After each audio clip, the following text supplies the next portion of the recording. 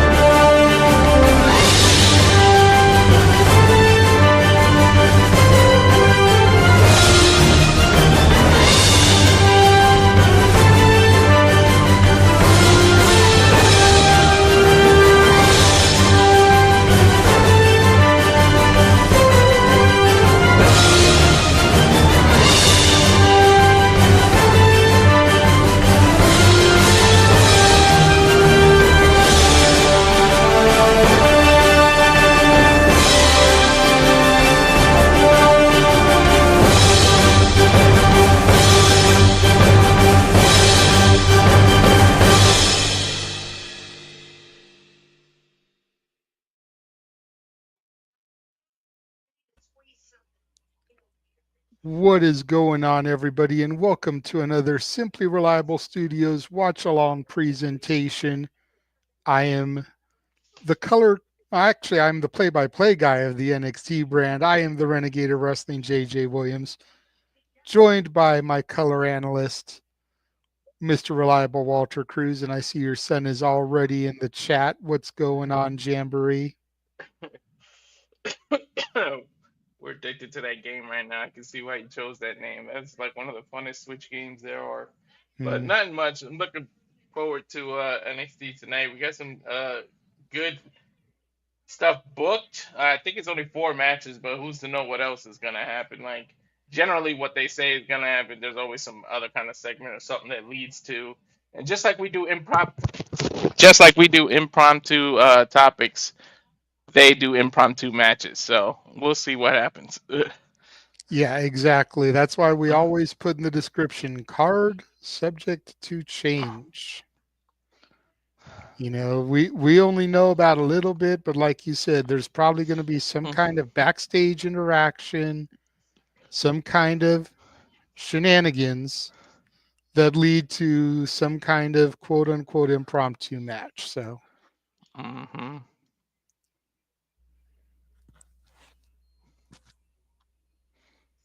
So, well, let's talk about what we got so far. Which I gotta know real quick the chat room. Zach, DJ Mudking, Zach. He used to be a big contributor on Stat Boy Sports Bar. Okay. Is Ricky Sparks really your cousin? Because he's saying his cousin debuts in NXT, his cousin's first match. What a great night! Like I didn't know that Ricky was your cousin, bro. Like if that's legit, if he's legit your cousin, y'all need to hook a brother up, like for real. Right, with an interview. Have him do an interview with us, my boy. Get us in contact. You know, don't say you know somebody. It is his blood cousin. Okay. Wow. Yeah. You need to hook us up, boy. Right, and also tell him to tell our truth to unblock my ass. For real, because this man says nothing but positivity about the greatest 24/7 champion of all time, yet for some reason he was blocked by him. Right. So okay, yeah, you're gonna have to put us in contact with Ricky, my boy. But since we're talking about Ricky, let's go ahead and start right there with him. You know, last week he signed his contract. We did the slow fade out to reveal his name is Ricky Saints, not Ricky Starks anymore, which there's been a hell of a lot of discourse along the internet about that. But we got the debuting Absolute Ricky Saints and Javon Evans, the young OG, teaming up to take on Eddie Thorpe and All Ego Ethan Page. I mean, you got to figure that Ricky and Javon are going to get the W here, right? I mean, they're not going to hype up Ricky's first match just to have them take the L. Yeah, definitely not. Like, unless, I mean, stranger things have been done. Maybe that's the reason it's a tag team. But I would seriously doubt that they would do that, because why make one of your biggest signings start behind the eight ball? Yeah. I take that back. Excuse me. It's not Eddie Thorpe. It's Wes Lee. The graphic came and went so quickly, I couldn't even see who was on the fucking Oh, picture. Yeah, sorry. Wes Lee. Mm. My bad. I assumed it was Eddie Thorpe, but no. Okay, so Wes Lee and Ethan Page. And you got to figure the Rascals might make an appearance tonight. Especially if Tyson and Tyreek try to get involved on Wes Lee's behalf. Oh, yeah. We might get the Rascals and Ace Austin crossing the line ahead of their match come Sacrifice. Mm-hmm. So, yeah, I think this is a no-brainer. That's probably the... Now, here's the toss-up, right? Is that the main event, or are the Hardys and the No Quarter Crash Crew the main event? Like all of these matches are main event worthy, okay? You got Ricky's debut match.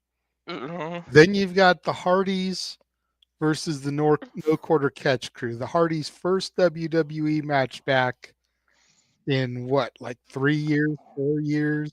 When did I think right after I think 2021. Yeah. it had to been like 2021, 2022, because I remember watching, having gotten back into WWE and Jeff was still there.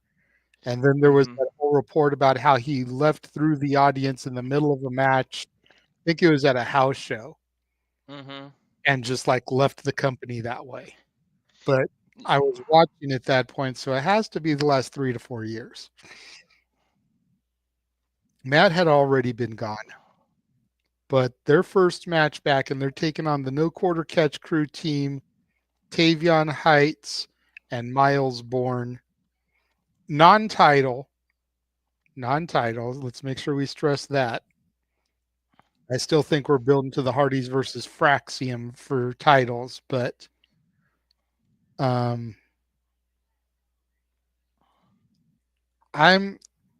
this again seems like a no-brainer to me. Like the Hardy Boys, the Hardy Boys in their first match back in 4 years easily could be the main event here. Mm-hmm. They already have released brand new Hardy shirts on WWE Shop. Did they? TNA contracted superstars. So, you know what's funny? What's funny? I just bought a Jeff Hardy shirt off TNAmerch.com. Yeah, but to my knowledge, that's the first time a TNA contracted star has had merch on WWE Shop. They're not going to have them job.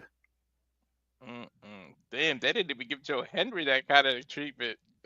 Well, if the rumor I'm hearing is true, the Hardys just signed a Legends deal, so that's why. Oh, okay. So that makes sense. Then you've got the women's North American title match. Could be the main event because it's a championship match. Stephanie Vaquer, the new champion, in her first defense against Karmen Petrovic. I love Karmen, but she's just being fed to Stephanie here. And why doesn't Fallon Henley get a rematch? Why does Karmen? Well, I mean, I know she won the match, but I have a feeling if she's going to get a rematch, it's going to be at Roadblock. It's going to be at a major event, not on a, for lack of a better term, a wasted TV episode. Mm-hmm. She'll get to run it back at Roadblock, and then she'll officially be in Stephanie's rear view as they start to head towards Stand and Deliver. I wouldn't mind being in Stephanie's rear view, but that's neither here nor there. See, you can say that shit freely. Your wife ain't in the hotel with you. Exactly. She might be in the chat though. How long of a drive is it from your house to that hotel? 45 minutes. Hey, Mhm. She can still get there before the end of the stream just to Right? beat you up. See, look, there she goes. Say her name and she appears. I'm still watching, damn it.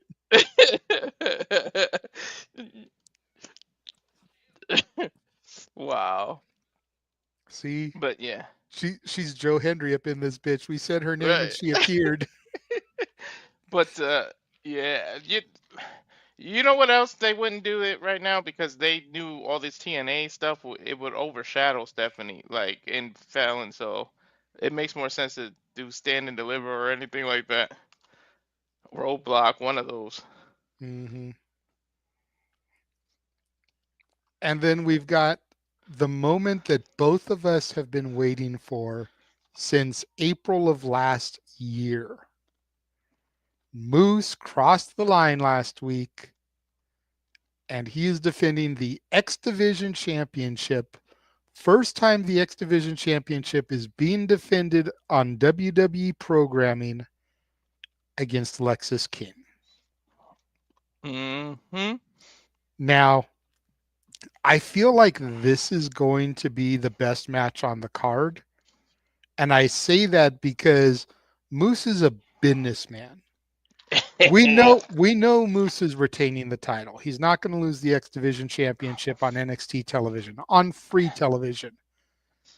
But Lexis King, Brian Pillman Jr., is the hometown hero. He's from Cincinnati. His daddy played for the Bengals. Okay. So Moose is going to make Lexis look like $1 million.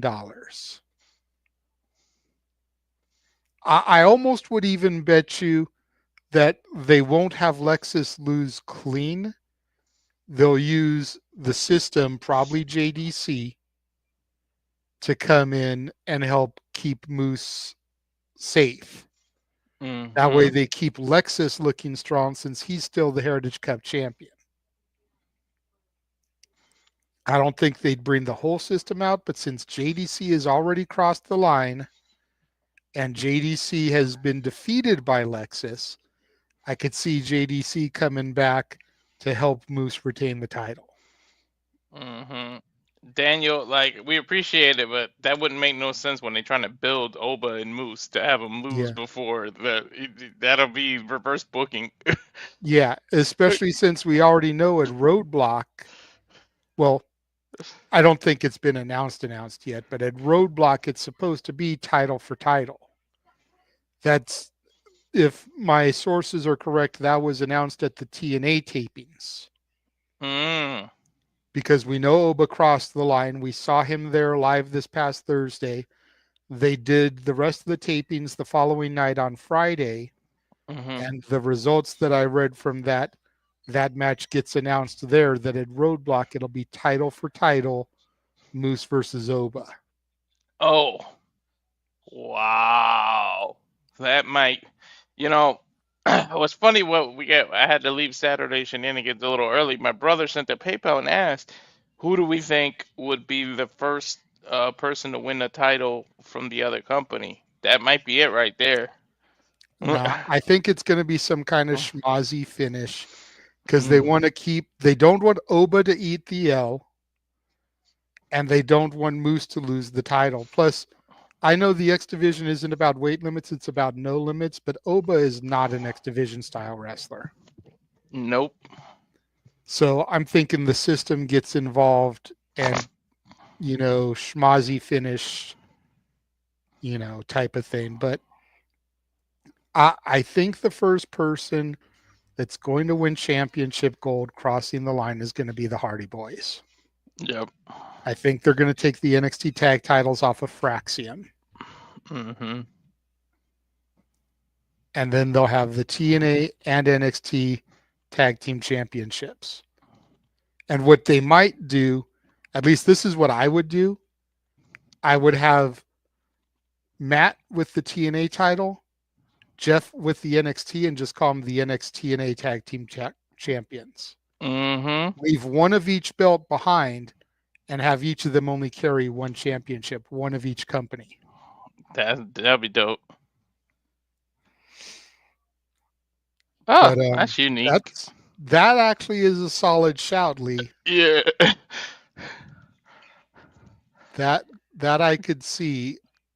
I don't think they'll do it, Yeah. but that's solid. I could agree with something like that. Mm-hmm. But yeah, I think that the Hardys are going to be the ones to do that. Yeah, me too. But I yeah, mean, legit. we've got the possibility of Cora Jade come sacrifice. She challenges Masha Slamovich Mm-hmm. for the Knockouts title, so she could be the one to do it. She's the next one with the opportunity after Lexis Keen tonight. That's true. We've already seen Masha sit in the audience before, so she's crossed the line. I do too at Mania. Mhm.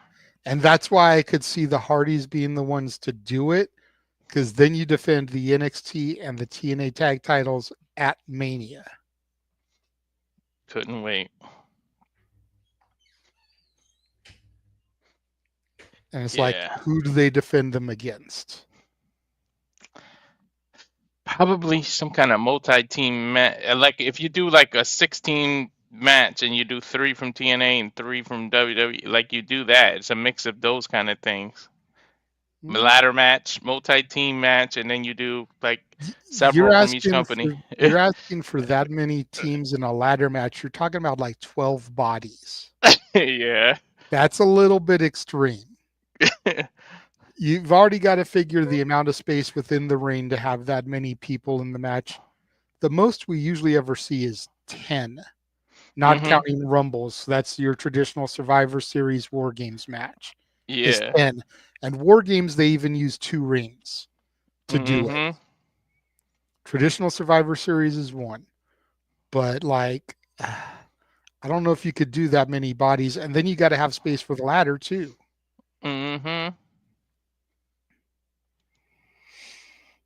Yeah, we also saw Tessa Blanchard and Cora Jade. That could be something interesting, you know. Or maybe just I'm they could curious do. to see who Tessa's going to have to face this week, because if she doesn't fight, she's fired. So who are they going to put her up against? It's Are they going to probably give her somebody like major, or is it going to be a jobber like she was supposed to fight last week? it's gonna be some local talent. I'm thinking. Maybe. You know what else you could do with the Hardy? Do a 14, just a traditional, but like, you know, the Hardys, a TNA team, and a WWE team, and just regular match with then that's what, 8 bodies, but you know, regular tag match where you can do something like that, but at least both have TNA and WWE teams in there. Well, right now the Raw Tag Champions are the War Raiders. On SmackDown, we've got DIY. So have the War Raiders versus DIY versus the Hardys. There you go. And put all the gold on the line. Damn, somebody really gonna be a belt collector Thanos in there. The Hardys have said they're looking to do that. They're looking to be belt collectors again. What better way to do it? That's true. So, they gotta get the Fraxium first, though. Yes. And like I said, I think that's going to be stand and deliver. Like, they could do that at Roadblock, but I feel like a match of that magnitude deserves a big stage. Definitely. And Vegas is that stage. Speaking of Vegas, I read something earlier today, slightly off topic, but since it's got to do with Vegas, stand deliver WrestleMania, the people that owned Circus Circus, I guess, have sold it or are looking to sell it, implode it, and then construct a Disney resort in that space. So the wonderful world of Disney could be coming to the Las Vegas Strip. Whoa. And like Circus Circus was always my shit Mm-hmm. because it was so cheap, affordable, right on the strip. You got to remember, I had most of my Vegas experience when I was young. So Circus Circus had the carnival midway on the upper deck. You had free circus acts performing throughout the day. Then they created the Adventure Dome, which was like a little amusement park there. It's perfect for a teenage renegade, who Mm-hmm. was still kind of too young to do the real shit in Vegas. But if they rebuild something like that with the Disney motif, are we going to have Disney characters at the hotel like you can see at, the theme parks and resorts? Are they going to redo the Adventure Dome? Because it was about as much square footage as Disney California Adventure. Oh my God, give me some Disney slot games. Right? All the slot machines be Disney themed. Yeah. But like, dude, that could be interesting.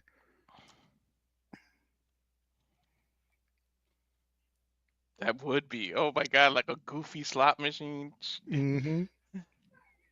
Have all the Virgin drinks have like Disney names, and then you can have like the normal drink names. But you Yeah, know how yeah. like the Shirley Temple's like a cherry Coke or a cherry 7-Up, whatever it is? Yeah. Call it the Minnie Mouse. Mm-hmm. And That's true. Arnold Palmer is a half lemonade, half iced tea. Call that the Mickey. Yep. Just take those traditional drinks that already exist, put that little Disney flip on them. I would love that. That's that.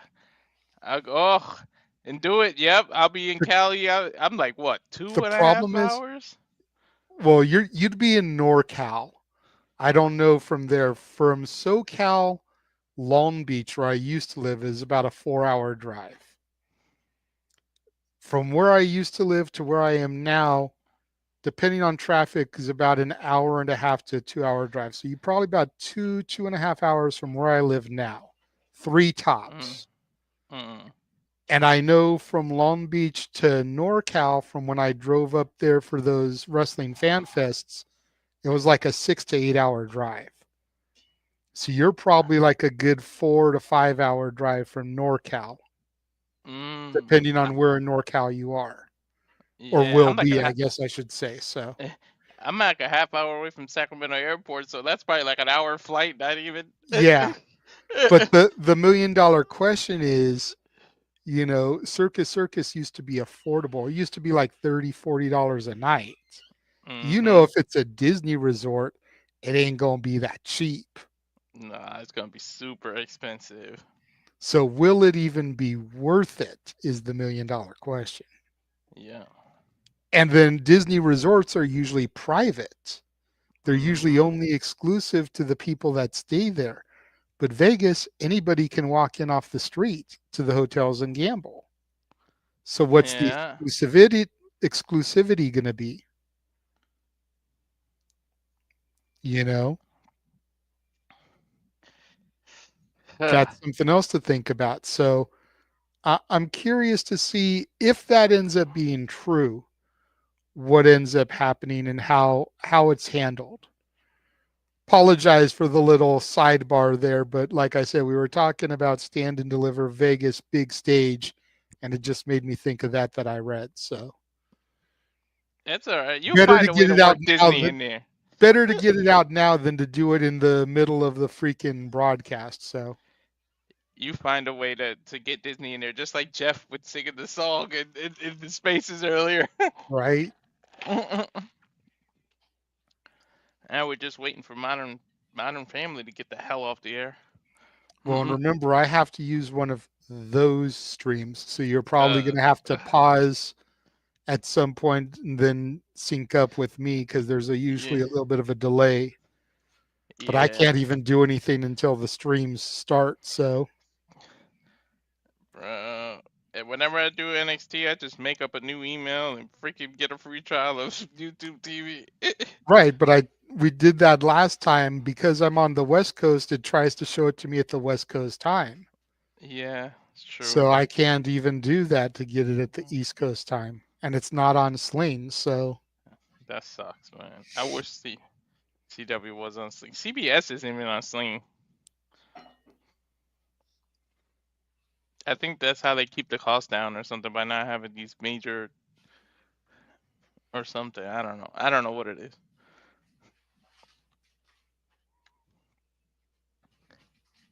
Longest 4 minutes ever though. oh yeah.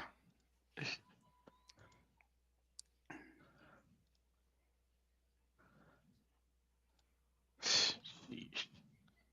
But yeah, I kind of like that idea of the Disney. But you're right. If it's private and anybody can walk up the street, I don't know what they're gonna do now.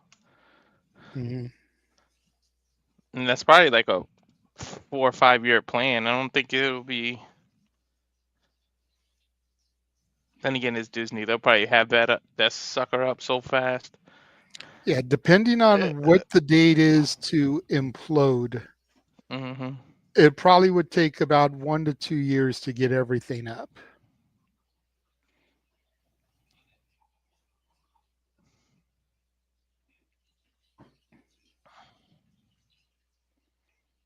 I stayed at I stayed at Four Queens last time I went to Vegas.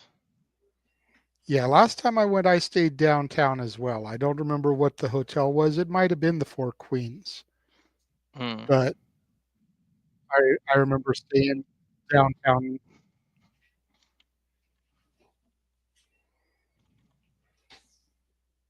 And it's right off the strip right there.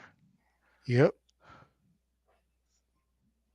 Speaking of that, at least Lee, you can't really hit me and do things that I go over Gaga over the NXT women. When we went to Vegas, you got to go to Chippendales. Ooh. Careful, Walter. Those could be fighting words. Right. I didn't say jack.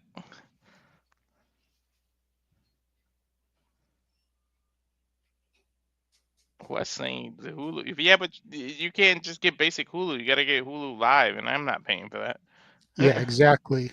that. We were paying for it, but it was so expensive that I had to cancel it once I got access to the Sling. Mm, Because it was like everything I was getting on Hulu, I could get on the Sling. East Coast yeah. feeds. We don't even pay for Hulu. We get because of we have T-Mobile. We get Hulu free. Well, because we had it since it was Sprint, so they gave it to us free. Nice. Yeah. One of the companies did do Netflix, but they stopped after they got more expensive. But they were doing Netflix. I don't know if you get grandfathered in from having them. Don't know. I don't know if it was AT&T or somebody or Verizon. One of them did it. I may look into getting one of those VPNs so that I can switch location and then I can get SmackDown and NXT all on Netflix. Just switch to somewhere internationally. Yep. All right, it's 5 o'clock. Let me see what's going on here.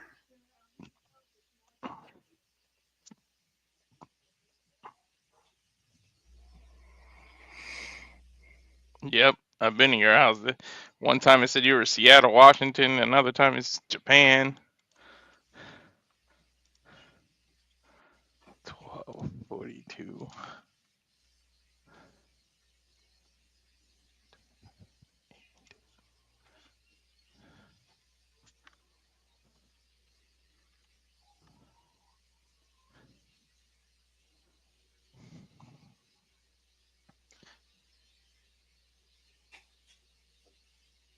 Can we just get the feed now?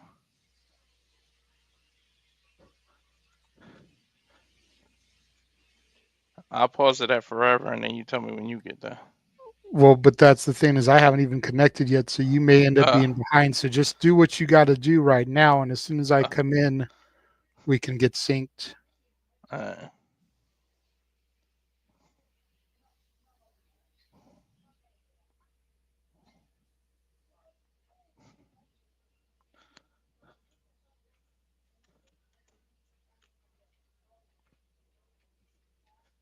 Cincinnati looking beautiful. I like these sky views that they show. Right? These drones, man. They starting with Ricky Saints, giving some dap to Javon Evans, Okay. showing when they arrived earlier. There's Ethan Page and Wesley. Wow, they actually arrived together. And then, of course, Trevor and Trice are behind them. There's the Hardys.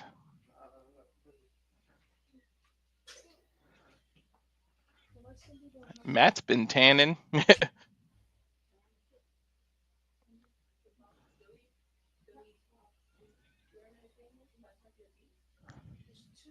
Wonder how Corey Graves feels about Carmella being not renewed. I wonder if it was a punishment to him after his speaking out about the way he No, felt. I didn't even think of that.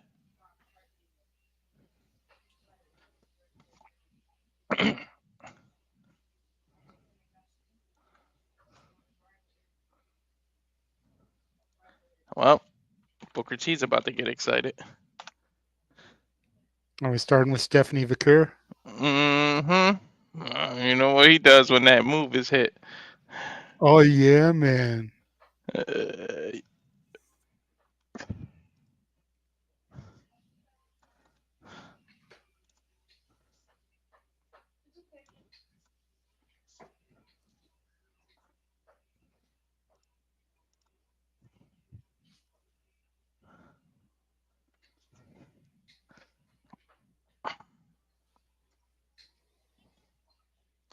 one of the better signings, man. Mm-hmm. Are those horns supposed to be like a demon thing, or like she's the goat? Yeah. Okay.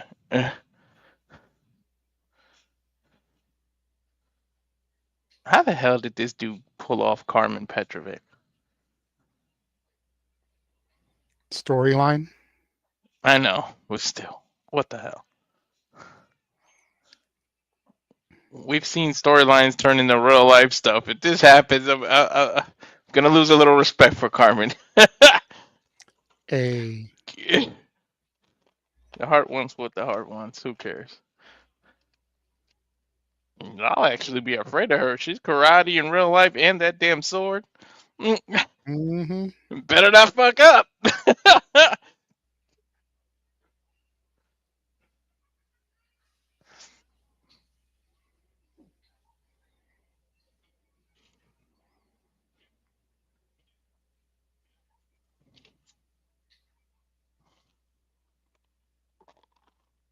Good looking belt.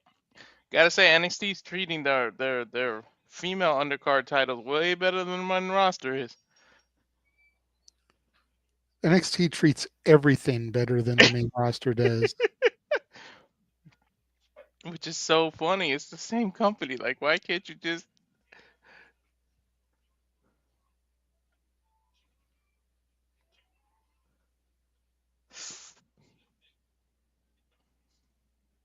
There we go. Bell rings.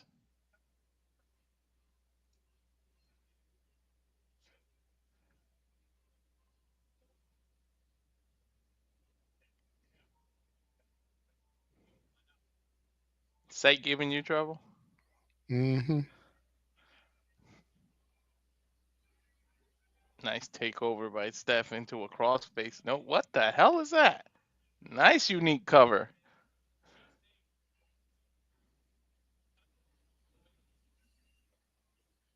Karmen showing some frustration now. Back to the feet, collar and elbow tie up. God bless these cameramen or women. You know, you think WWE superstars have the best job in the world? Damn it, the cameramen do. Right. Especially in NXT. I will not disagree with you there.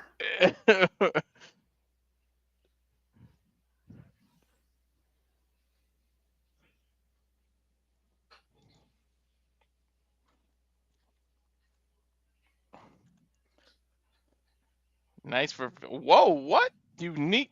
Okay.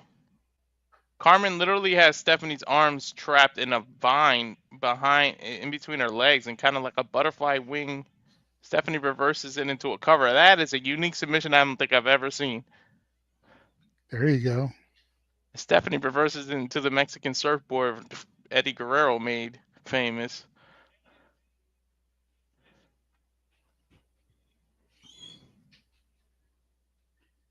Stephanie knocks her into the corner. Karmen, sorry, knocks Stephanie in the corner.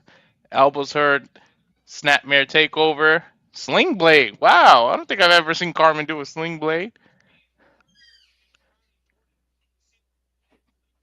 Cover, but gets it too.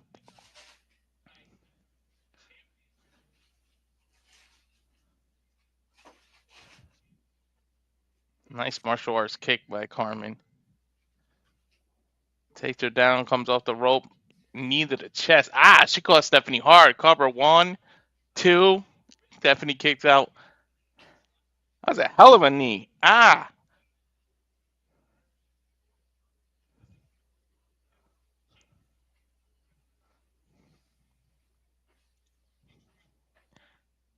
Technical difficulties, people.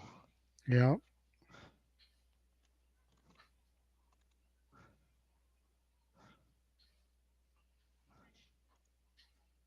Watch what? Huh? Oh. The camera comment. Uh, into the cover by Stephanie. Gets a 2 count. I don't know if I like Stephanie more in the green or in the red, but damn. The red. Yeah.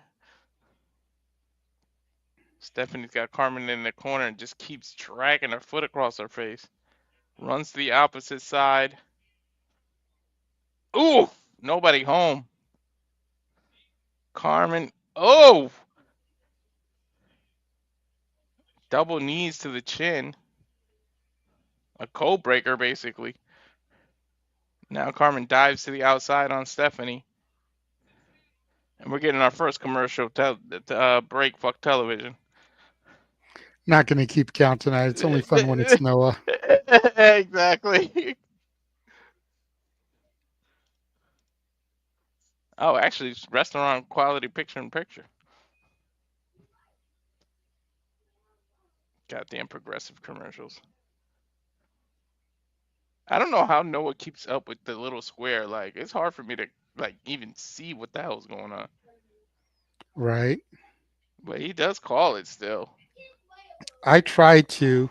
The problem is the audio from the commercial usually distracts me.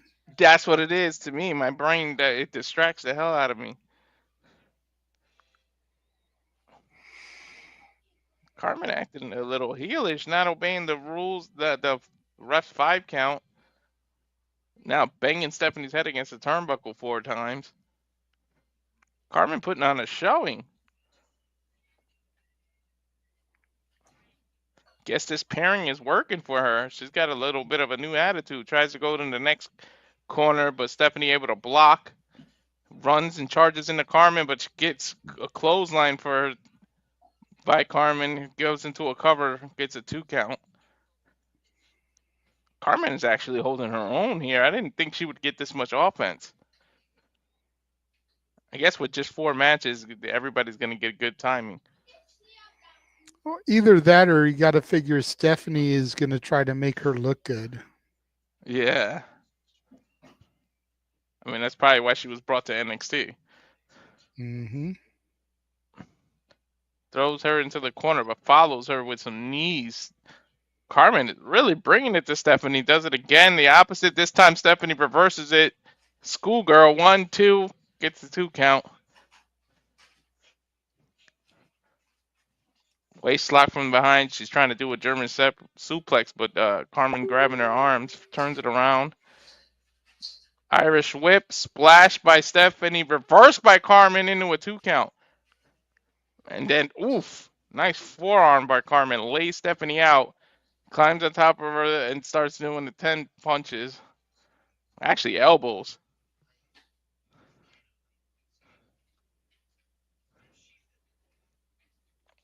Can we get off this restaurant quality, please?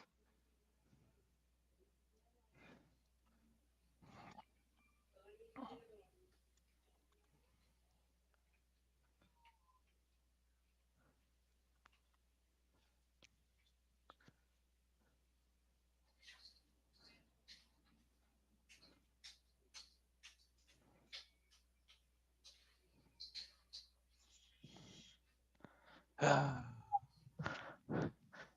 know we hate the Discord, but we might have to do it that way. Oh, actually, I don't think I can run it. I think James has to do it, right? Mm-hmm. Let me see. What's that other site I knew?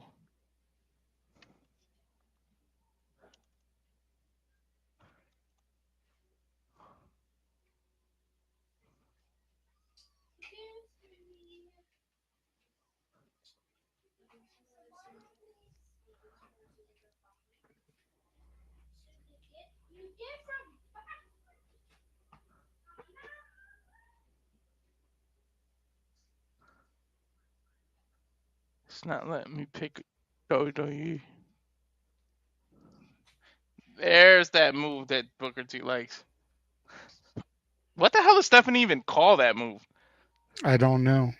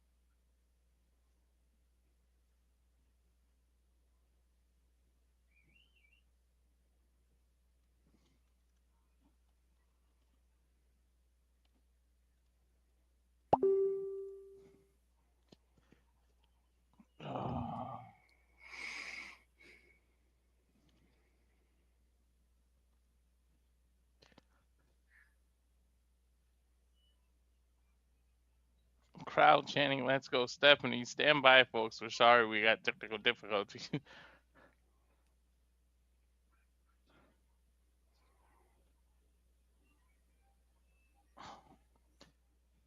What's it giving you? That spinning thing that it does? Well, not even that. It's like it'll load up the stream, but then it's just a blank page. Like there's nothing streaming on it That's dumb. for every one of the links. Wow.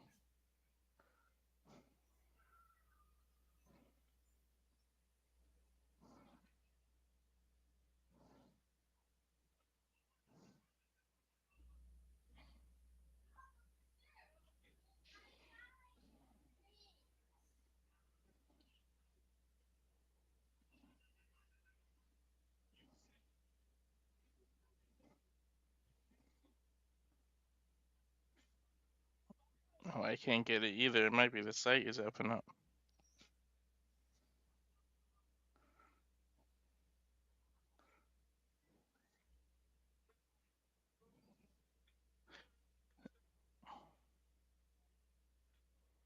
I'll try a different browser. Hold on. Yeah. See if maybe that helps.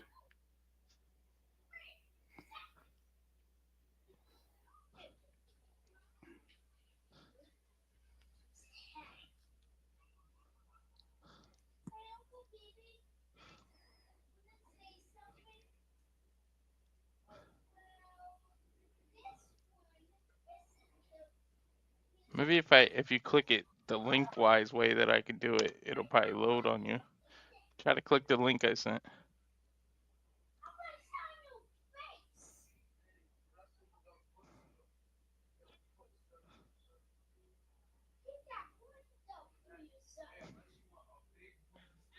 One, two, three. Stephanie gets the 3 count here.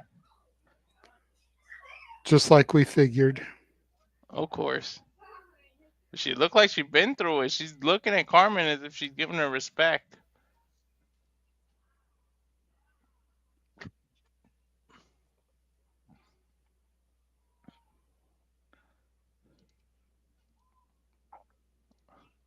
See if there's any aftermath shenanigans.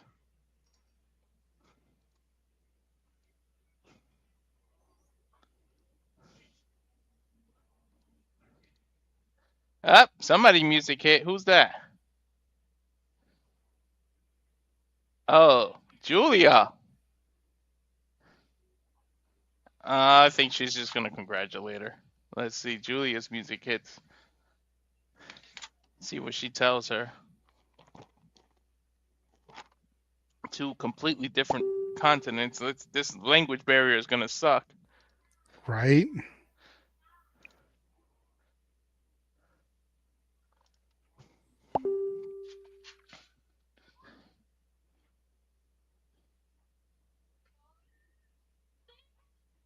He said, "Congrats, Stephanie."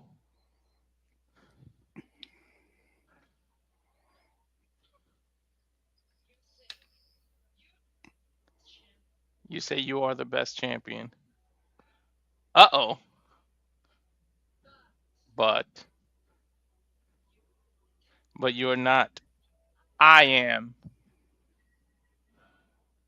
She points to her women's championship. I We mean, call technically, the La Primera, which is the first, but she said it means champion of champions.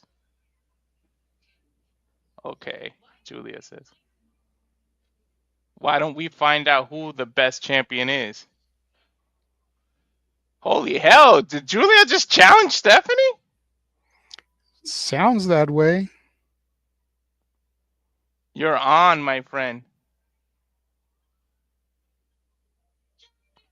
Title for title, champion for champion. Holy shit! At Roadblock?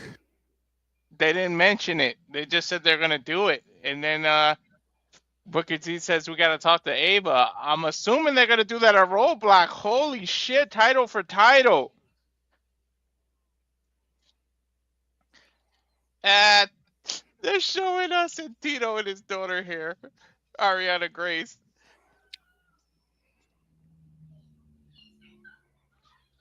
Mamacita! Damn it. Lola says I need to compete. I don't give a damn if it's TNA or NXT. Ooh. She hasn't been on TV for a minute, so I can understand her frustrations. Mm-hmm. She said you're a better pageant queen than a liar.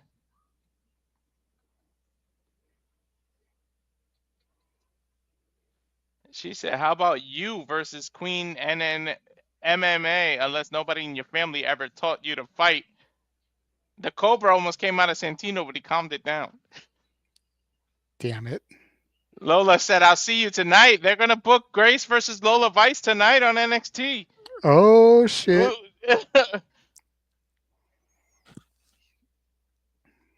Like we go backstage, Lexis King just bumped into Oba Femi.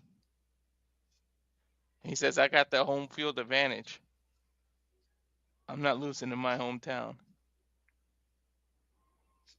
And everybody's just going to talk about the ruler versus the king. And Oba just looked at him like, yeah, whatever. Oba didn't say one word. As we went on the full commercial. Wow. We told you guys that we were going to get an impromptu match. I knew it. Mm-hmm.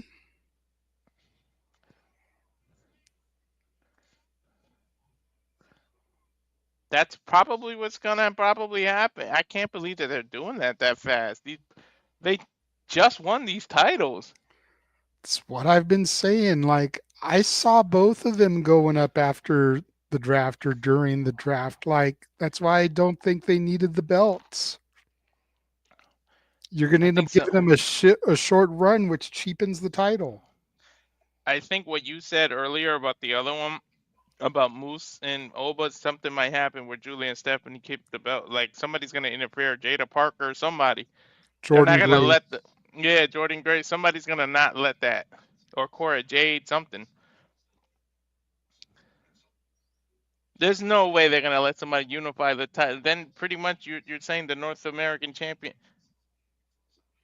You're gonna unify it that fast? Unless you have somebody defending both titles all the time.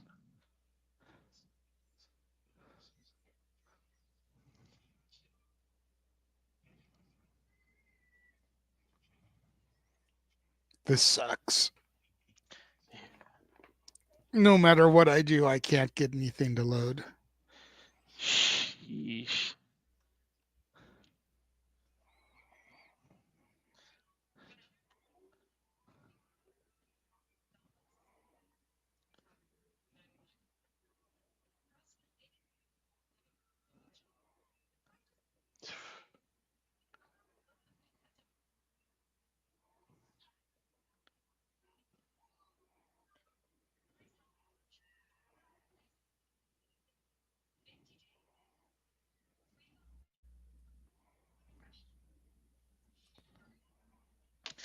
I don't even think, even if I tried it, I think because he's the host, I can't share Discord.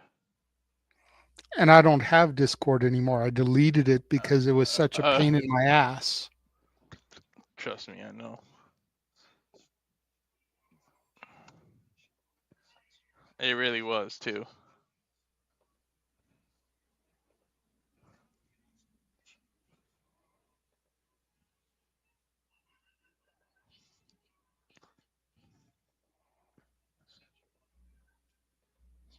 Noah's in Ohio, right? Mm-hmm.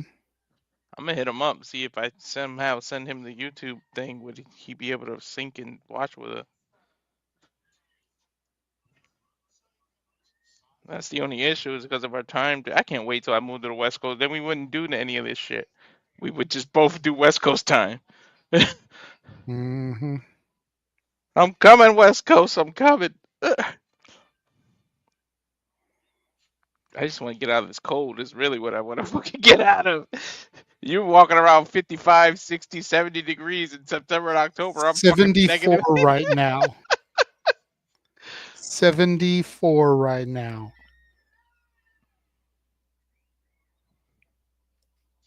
And the stove oven is going, making it even hotter in the house.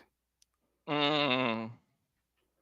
I'm sitting here cooking like DJ and Ropes earlier.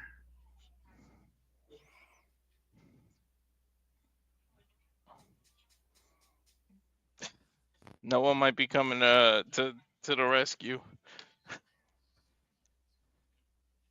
Poor guy. The one he can't ever get a break.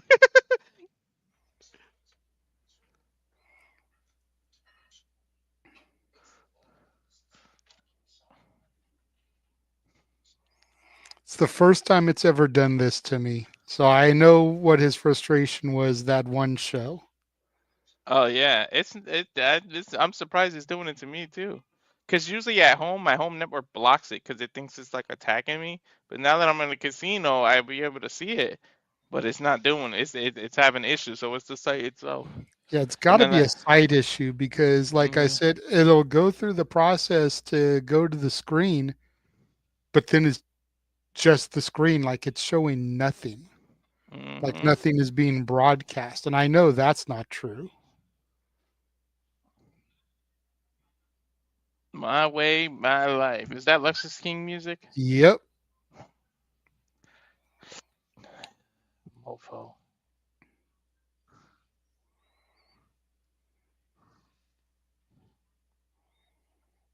It's like if he comes and bails out, I'll stick around, but I'll just react to what you guys say.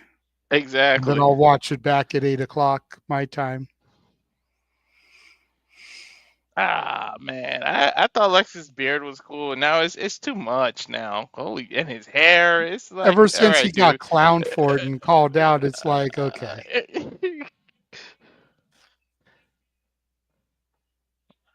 I do like that he changed the rules to the cup, though.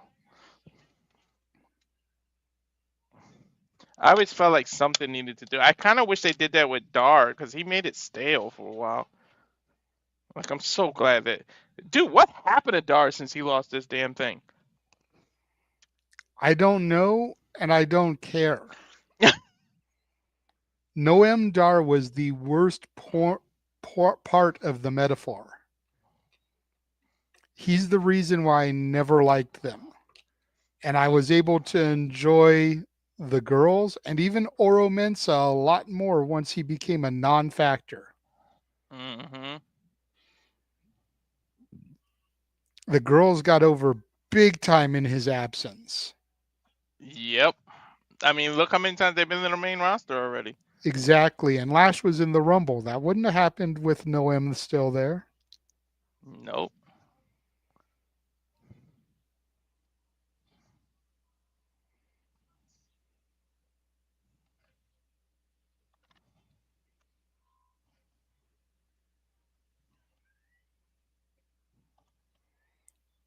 Keep me updated. What is he saying? He's getting ready. Okay. I'm giving him the email and stuff now. The YouTube info. Mm-hmm.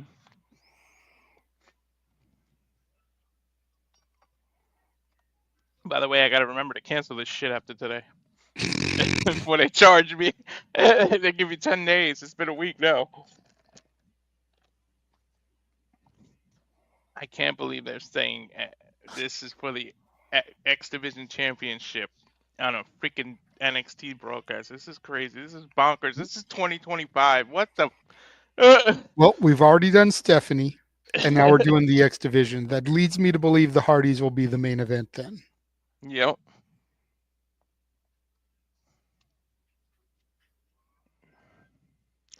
Lexis King being introduced right now. Holy fucking 2025, man. Ever since Vince is gone, like that anything can happen is truly, truly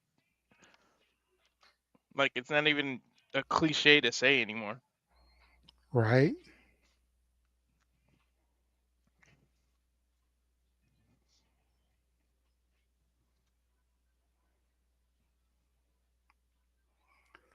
Like, how many times last year did we say that something was not on our bingo card? Really. To the point WWE started saying it now. That's not in bingo card. Wrestling has like take full ownership of that.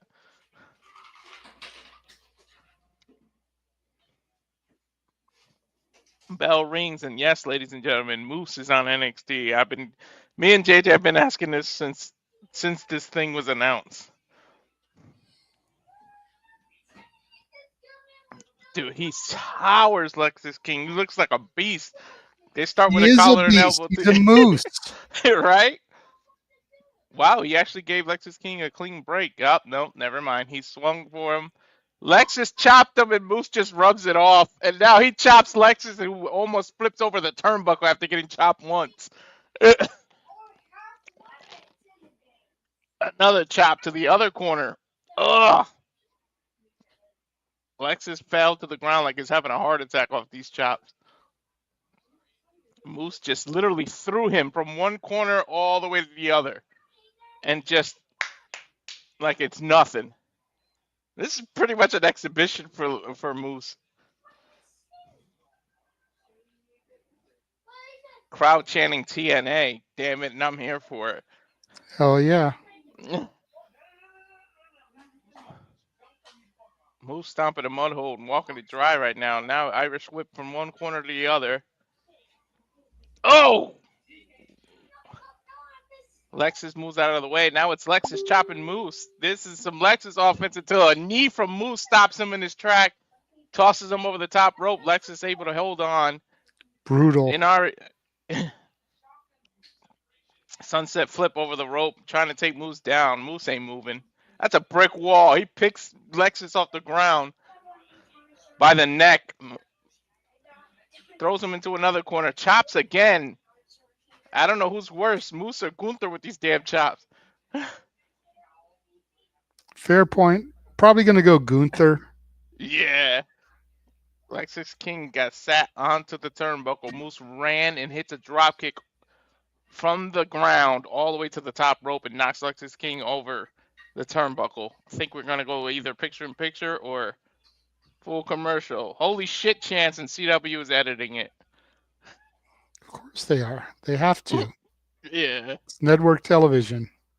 CW definitely like a kid network. I remember that. I used to watch Static Shock on CW.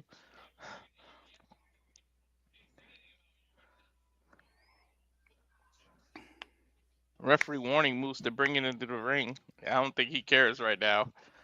No, he's just trying to embarrass Lexis, especially after what he did to JDC. Hell yeah. Hard Irish rip into the stairs. Lexis damn near flipped over the stairs. Ah, he's in pain.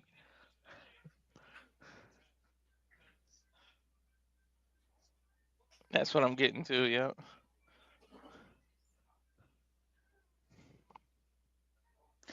Oh man, he's trying to end Lexis King career. He's trying to power bomb him on the outside of the ring onto the step. Lex is able to give a couple of punches and land on the apron. Super kick from the apron to Moose, who's on the ground. Running forearm to the back of Moose's neck. That's one way to take him down. He's literally launched himself like a dart. Rolls Moose back into the ring. Climbing the turnbuckle.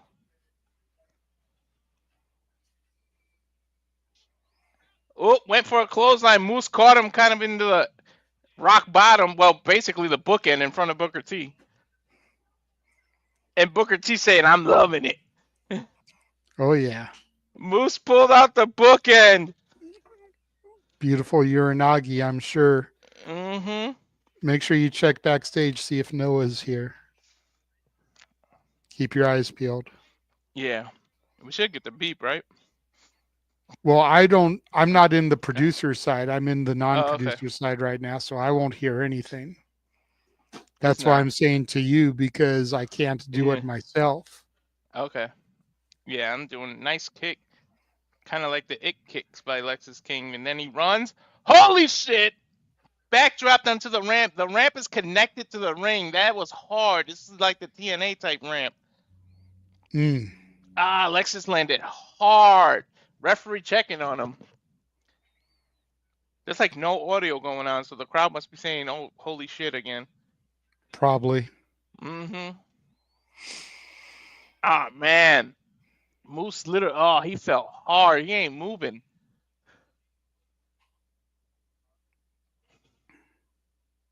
He's holding on to the small part of his back. He is hurt. The camera, he might be really hurt because the camera's just focusing on Moose right now. He landed hard on that ramp.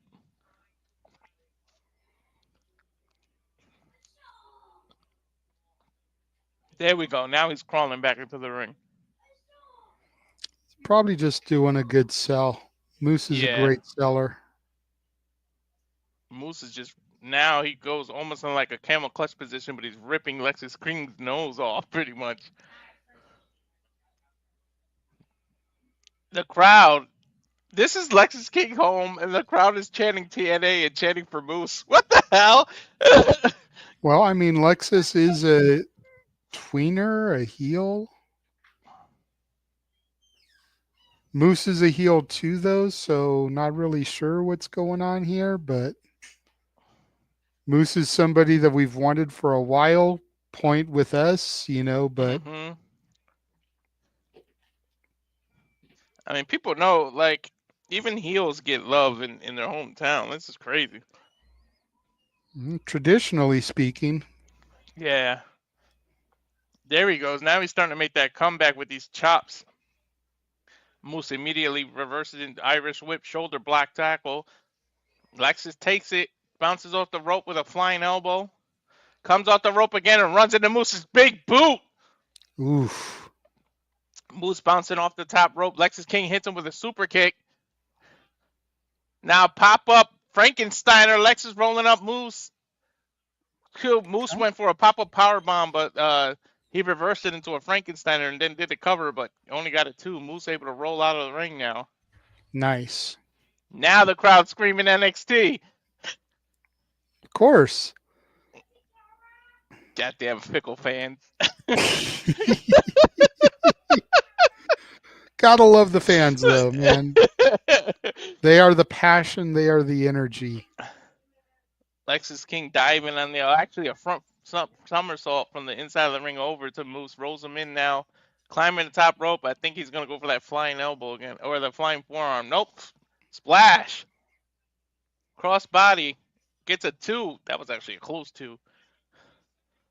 1 second away from getting a new X Division Championship on NXT TV.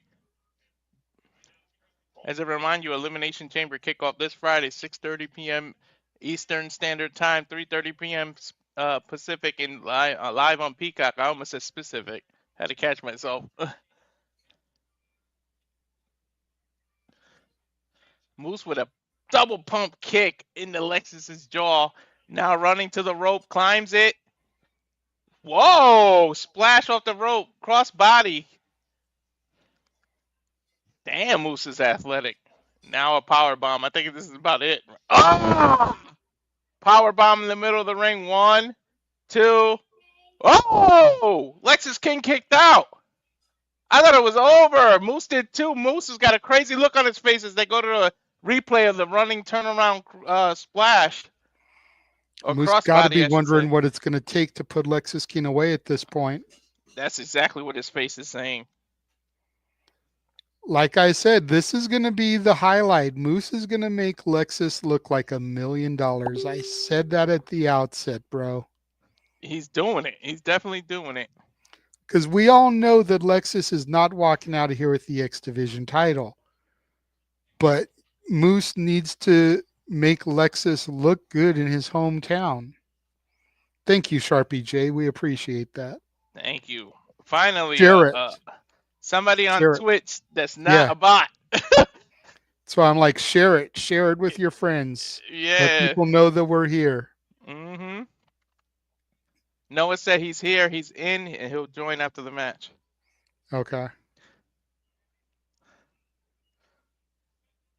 He'll join during the commercial. You know how it is. Yes.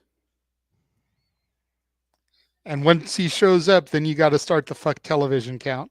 Yeah.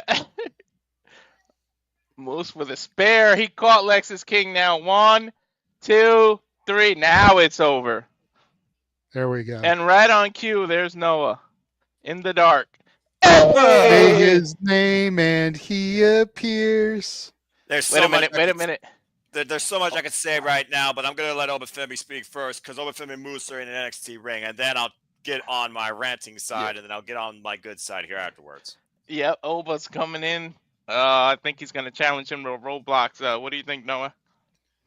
It's either roadblock or sacrifice. It's got to be. Well, if the challenge is being made in an NXT ring, you figure it's got to be for the NXT show. Let's focus on what really matters here. That was a bad Nigerian accent. Yes, that was. We love you, Walter, but that was pretty bad. Walter, you could repeat the freaking promo. You don't have to accent it. This is what everybody I wants. I will give him Bud Brownie points for trying. Yep. He said in 2 weeks, Moose versus the Ruler. Title for title. Title for title and freaking theater at Madison Square Garden NXT roadblock. Holy, that's 2 title for title matches. What the? Stephanie Vaquer. Oh, sorry, Noah, if you didn't know. Julia challenged Stephanie title for title earlier in the night. The hell are they doing for stand deliver all this crap? The world. I did hear that right. He said title for title, right? That is correct. So, ladies and gentlemen, to retort at Roadblock, you are not only getting Stephanie Vaquer versus Julia for the NXT Women's North American and the NXT Women's Championship, winner takes all. You are now also getting Moose, the current X Division champion, versus Obafemi, the current X Division champion, winner takes all as well. Not a stand deliver at Roadblock. What the fuck? Took the words out of my mouth. Roadblock is going to be a solid show, yo. We've only got 2 matches. It And might end 4 up delivering more than Stand and Deliver. And 4 titles on the line. Yeah, in 2 matches. That is crazy. As Sean Spears talks about his group, talking about the envious dark nature found in each one of his members, including Izzy Dame. Well, we don't really care about Sean Evans. Go ahead and go on your rant that you were going to go on. Okay, let's see. We're over the hour mark, right? Or 50-minute mark. Okay, so... I done said fuck twice. Mother Nature, get off your bipolar disorder, fucking up JJ's, because this is JJ's brand. This is his NXT. How am I here? I have no idea. And still fuck television, because this is one of the worst channels in existence with its extreme rarity. For those that are still on bunny ears and satellites, get with the times or don't watch TV. Anyway, that's all I'm going to say for now because I'm just woke up and I'm too tired to continue. But I know Jordan Grace has something to say because I did hear earlier today she will give her first opening statement as a WWE superstar. Jordan Grace arrives in NXT next. What's on the Juggernaut's mind as we got a full commercial break. So once again, for those that don't know, a fuck television. And yes, hello everybody. I am Noah Foster. For those that don't know, because this is not usually my night that I'm assigned on the call. But apparently technology wants to be a fuck up, so they brought me in case of emergency. Bring the simple man. Good to see everybody. Walter, JJ, everyone in the chat. Good to see you as always. Daniel, Vortex, Charles, Nestor, Matt, and everyone that's been involved so far. Thank you for tuning in to Simple Reliable Studios, live watch event schedules for covering NXT tonight. And of course, this is now still the new gimmick. Please like, subscribe, comment, tell a friend, support PayPal, the passions, especially this gentleman, subscribe. And again, if you want to dictate the conversation, super chat simple as that. Now I got that all out of the way. Thank you again to those who continue to follow along with us in what is going to be a crazy week of live watch along content and city predicting. That being said, yes. Hey. Okay, now things feel kind of normal. Jesus, man, I was just about to sleep my comfy pillows and Kenny G, and I was all ready to, and then all of a sudden my phone's going off, and I'm like, what the hell? And apparently Mother Nature's on a bipolar disorder. What the hell's been happening? What did happen here? Well, I think it's something with the website. I think they may be doing maintenance or anything. I'm going to send you a image through the private chat here. That's what the screen looks like to me. It's like you go through the process of loading up the image, and it's like where there's supposed to be video, there is nothing. I see. All links. So I don't know if it's a site issue. I don't know if anyone is actually broadcasting it. Maybe no one is broadcasting it. And that's why the links are dead. But that's what's happening to me. And it's the first time it's ever happened to me with that website for NXT. So eventually all those websites, they get caught up because what they do is they host servers, and if the servers can't present the feed, then you get nothing. Sometimes the servers can present the feed to a certain degree on a delay, but at some point, if the big alls catch on, they cut the stream completely. So it wouldn't surprise me if on that server channel or all the server channels through that provider, they got caught red-handed. You might have to refresh, close the tab, reopen the tab, or go back to originally where it was, try to be clicked, because they're constantly recycling those server links to make sure they can keep up with the feed before the bigwigs cut the strings. So yeah, your site got busted.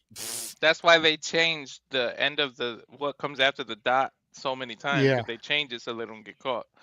Yeah, I even changed and tried on different browsers to see if maybe it was just a Google Chrome issue, but it didn't work on any of my browsers. I even tried it on my telephone. Didn't work. That's not a certificate issue. That is definitely the internet. I don't know, it's FCC or something else. That's somebody catching up to them and busting them red-handed. So it is what it is. I'll just react to what you guys say, and then I'll go back at 8 o'clock Pacific and I'll watch it on my television screen. So, well, I mean, the things I do for friends, and I'm a team player, so all right. And plus, it's NXT, so I mean, also Walter was doing a pretty good job calling the action of professional wrestling, something I've never heard him do before. Yeah, I've heard him do UFC, but I've never heard him do play-by-play for the wrestling. Look at you, Mr. Step Up. I'm impressed. but it's always good to have a seasoned voice, if you will. Right, a professional. Y'all nice. I'm just a simple man. I just know how to segue and bring stuff together. I don't know how. I just must have watched it over the years. Like I was watching the chamber feed. Speaking of segueing and bringing stuff together, I got James in our space today with the something gimmick. That's brilliant. And it wasn't even him. Somebody else said it, and I waited. I didn't do it right away. Then they said it again. I was like, okay, I gotta do this shtick. So I did it. And he was like, "Fuck you."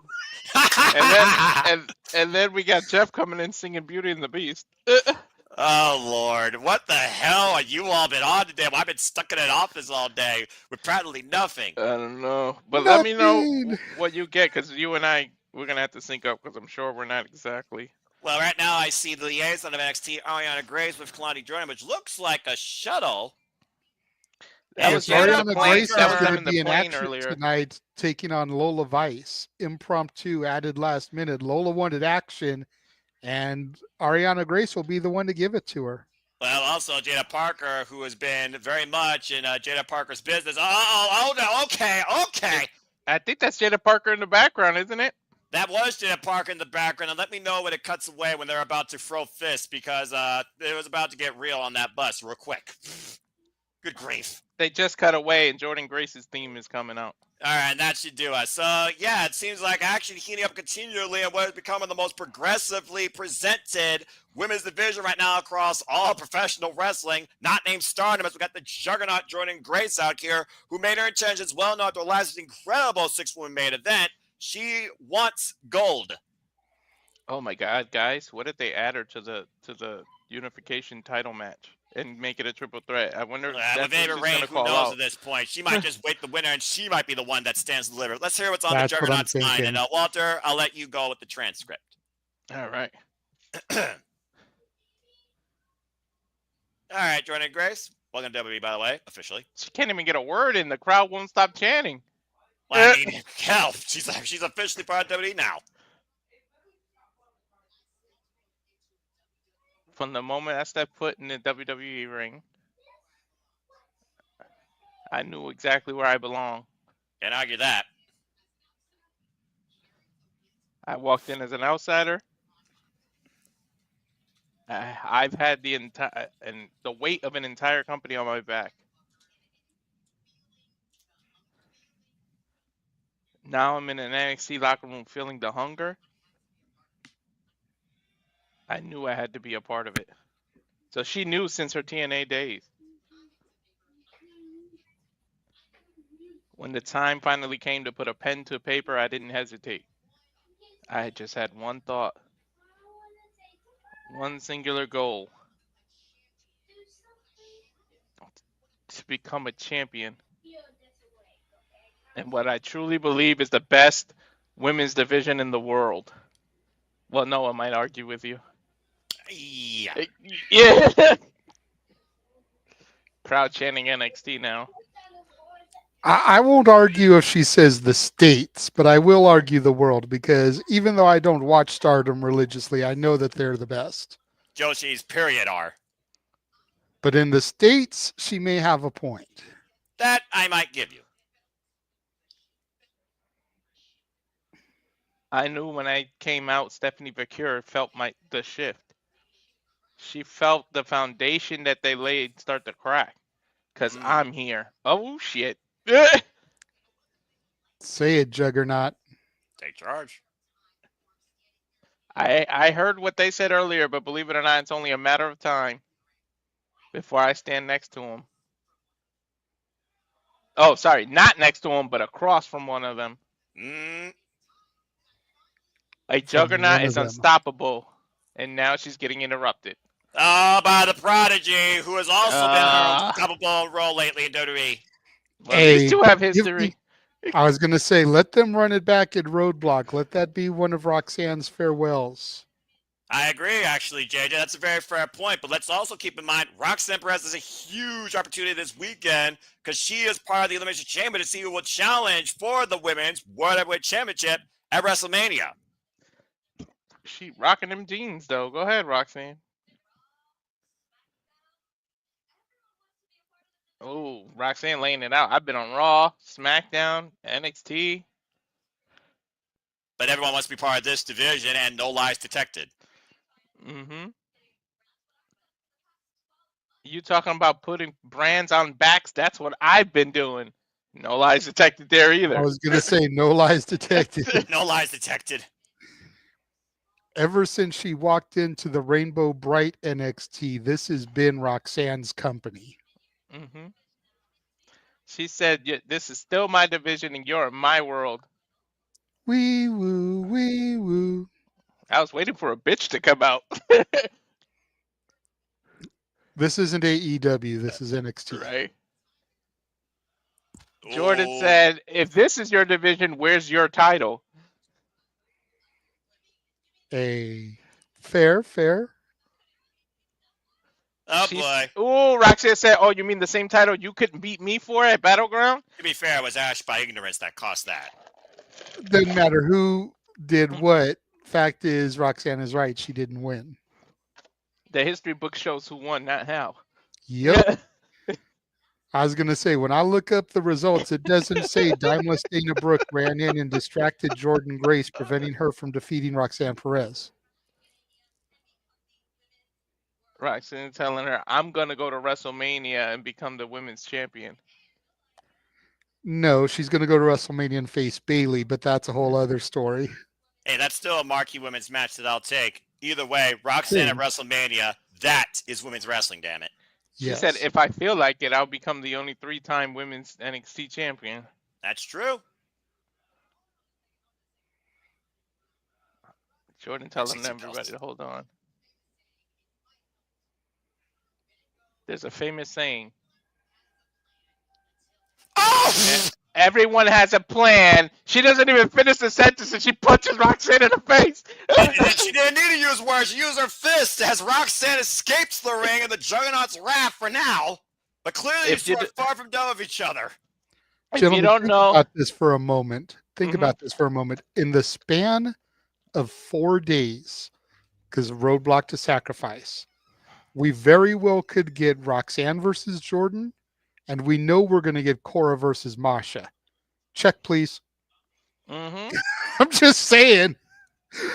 And if neither one of those matches are on y'all's top 10 for March, I don't know what the fuck's going on. The only thing I need to know is if Cora Jade can hang with the TNA Knockouts World Champion. She was protected in that four-way because Julia, Bailey, Roxanne has been putting in the work. Why she's been good, why she's, injury's still a thing. Most of the time that she's been here, she's been a team player. While she's trying to span out into the TNA world, let's see if Elena Black still knows what it means to fight.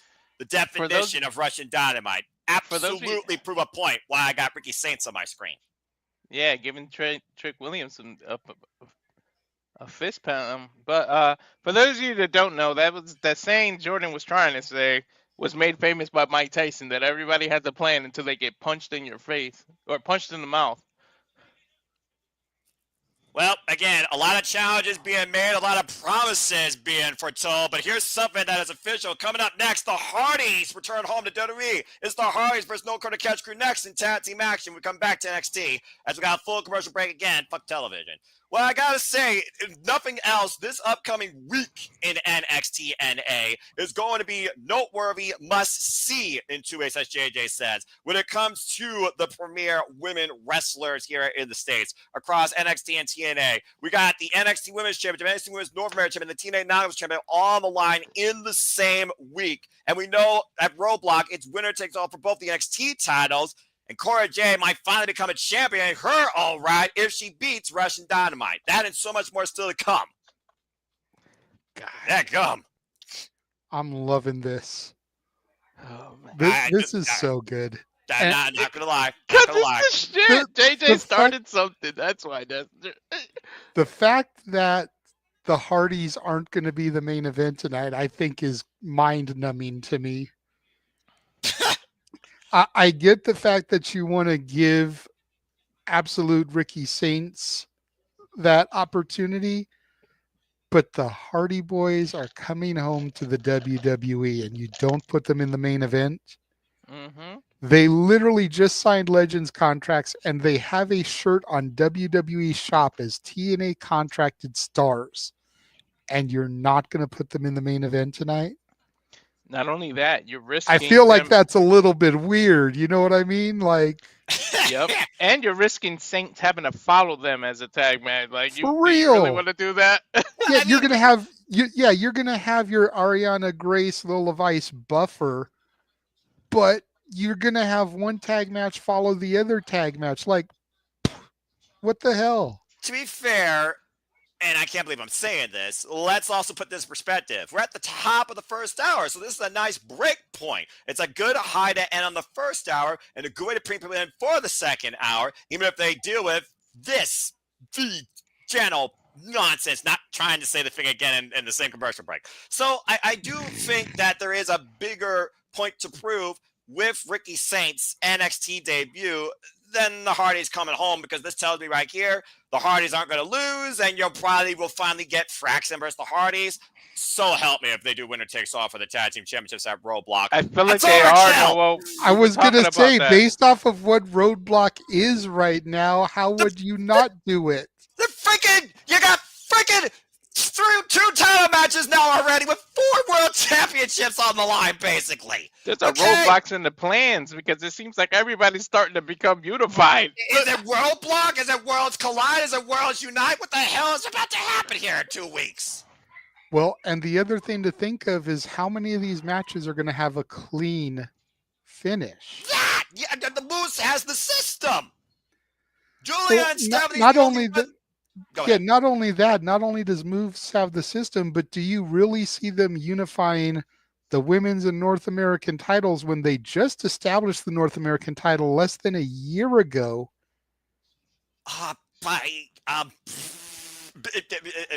Ask me so after both those matches seem like they're going to be schmozzy. Ask me after the Elimination Chamber, because I see 1 or 2 things happening no matter what. It's either becoming a triple threat, or what you just saw, we're getting a fail 4-way at Stand and Deliver. Again. So anyway, let's go ahead and take a look at the comments here real quick. Daniel's saying, I will say that you guys, when I was at Dark Police 2019, Roxanne Perez, a.k.a. Roxy, and Ring of Honor Wrestling saved me from a decision that was going dark. Dark as a fan or dark in life. Either way, I'm glad to see that Roxanne Perez and if also us and just NXT in general and the good state of wrestling, it seems nowadays, brought you back to light. And he also thinks that NXT and A Roadblock will be called Cross the Line. That'd be a nice tagline, but WWE hasn't done taglines in a while. As we go backstage with Jada Parker. Talking about how her and Clyde Drinick on the bus. Okay, Walter, do your transcript thing. She had the right idea, but the wrong person. She got it twisted. Kalani lost her damn mind. Sweat. You lost your confidence? That's not my problem. I don't play. That match that against Stephanie should have been mine. When it comes down to it, she's going to feel it more. There may be a him in WWE, but you have pissed off her. Jada's calling herself her now. Damn. There we go. Shout out because Carmelo and Caroline. I see what Jada did there. I'm aware. I wonder if that's going to get made for Roadblock 2. Jada versus Lonnie. I mean, again, tension's running high for both the Liaison and Ava Rain to handle when it comes to the NXT Women's Division tonight. As we go back down to the ring, time for tag team action. No quarter catch crew. Myles, Borne, and Tavion Heights taking on Matt and Jeff Hardy of TNA, the TNA World Tag Team Champions. Noah, look down. I was enjoying not having... Hey, that's more steered towards you, or maybe that's a self-thing. I don't know. No, she's talking to me. But I'm in a hotel room all alone, so no hitting on the back of my head today. Doesn't mean she can't get you when you walk back through the door with interest, bro. Don't dig a hole that you're already 1 foot deep in. I will say this. I'm very impressed with No Quarter Catch Crew calling their shot. This is a huge shot, especially after coming up short against Fraxium. Many believe No Quarter Catch Crew is going to be the team to beat the NXT Tag Team Champions, who, might I add, are still the most effective, dominant, and dare I say, best booked tag team right now in all of WWE. But the Hardys might be looking to rival them on what has been the resurgence since coming back home to TNA and overcoming the system twice. Yeah, I've said it before. I'll say it again. The team that is going to beat Fraxium is the Hardy Boys. Mm-hmm. The Hardys, Matt doing his delete gimmick.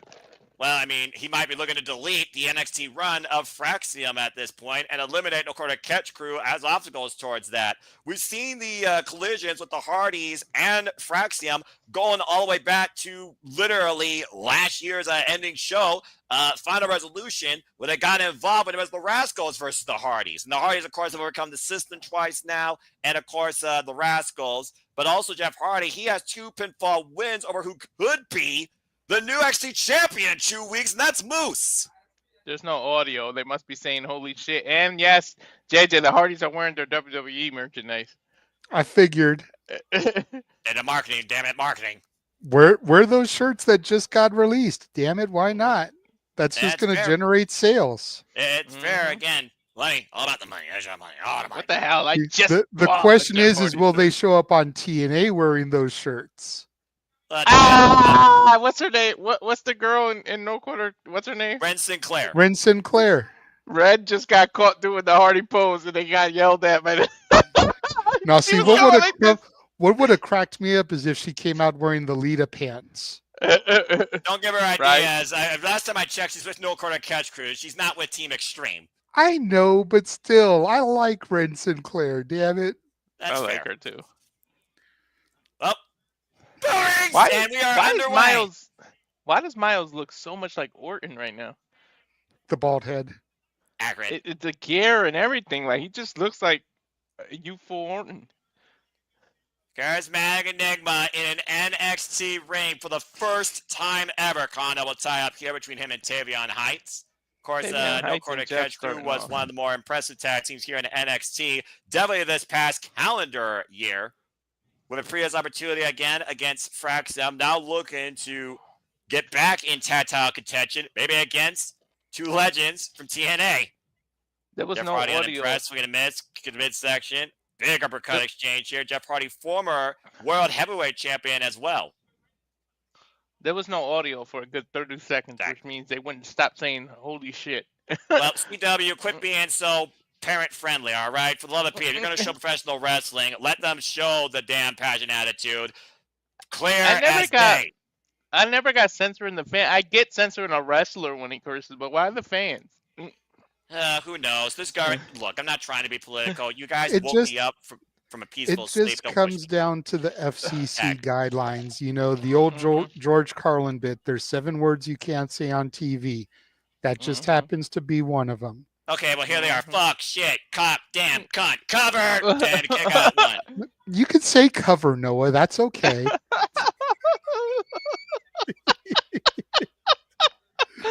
I broke them. Oh, drop kick the back of the head. You broke Walter. Cover 2.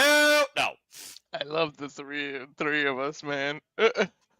We're 3 caballeros. Yes, 3 caballeros. Well, again, folks, stay tuned for this unique 3. Not only to be part of City Predicting, but we'll be back here in a couple of weeks for NXT Roadblock. Again, this card is looking very stacked, as we'll see soon enough who will stand and deliver all the way to WrestleMania. While the Hardys look right now to come in here and make a statement and send a message to the current NXT Tag Team Champions. Right now, Myles Borne trapping at Jeff Hardy's left arm. And again, Wen Sinclair and Charlie Dempsey, the former Heritage Cup holder, at ringside. Did you see the I get Jeff Hardy's not the biggest man, but Tavion tossed him like he was like 80 pounds. The way he just tossed him in the... Like a sack of potatoes. Dude, Line Jeff made Matt Hardy. Jeff is 6'1", 225. He's not a little guy. Well, I mean, again, we saw what Tavion Heights brought last year in Pro Wrestling. You know, at the N1 victory. Tag made now. Here comes Borne, though. And, of course, the Hardys wrote the book on Tag Team Wrestling, but what a maneuver by Tavion Heights. Myles, literally threw freaking Tavion in the mat. Yeah, just launched him and a little bit looking for a page of the Hardys playbook and paying for it. Giving Matt Hardy a critical moment to make the tag. And, of course, we know everywhere the Hardys gone, tag gold has followed. But they have never been NXT Tag Team Champions as the originators follow up with the step up. And Jeff just used Tavion Heights for the poetry emotion instead of just Matt. Big DDT fob by Matt Hardy. Now Jeff Hardy looking to fly, wiping Myles Borne up and over the clothesline on that elevated walkway. And the Hardys are in full control. Which the Hardys are used to this. This is exactly like the TNA setup. Mm-hmm. Feels like that same passion to hold that fault, Walter, because Jeff Hardy and Matt Hardy looking for another. Oh, man! Oh, my God!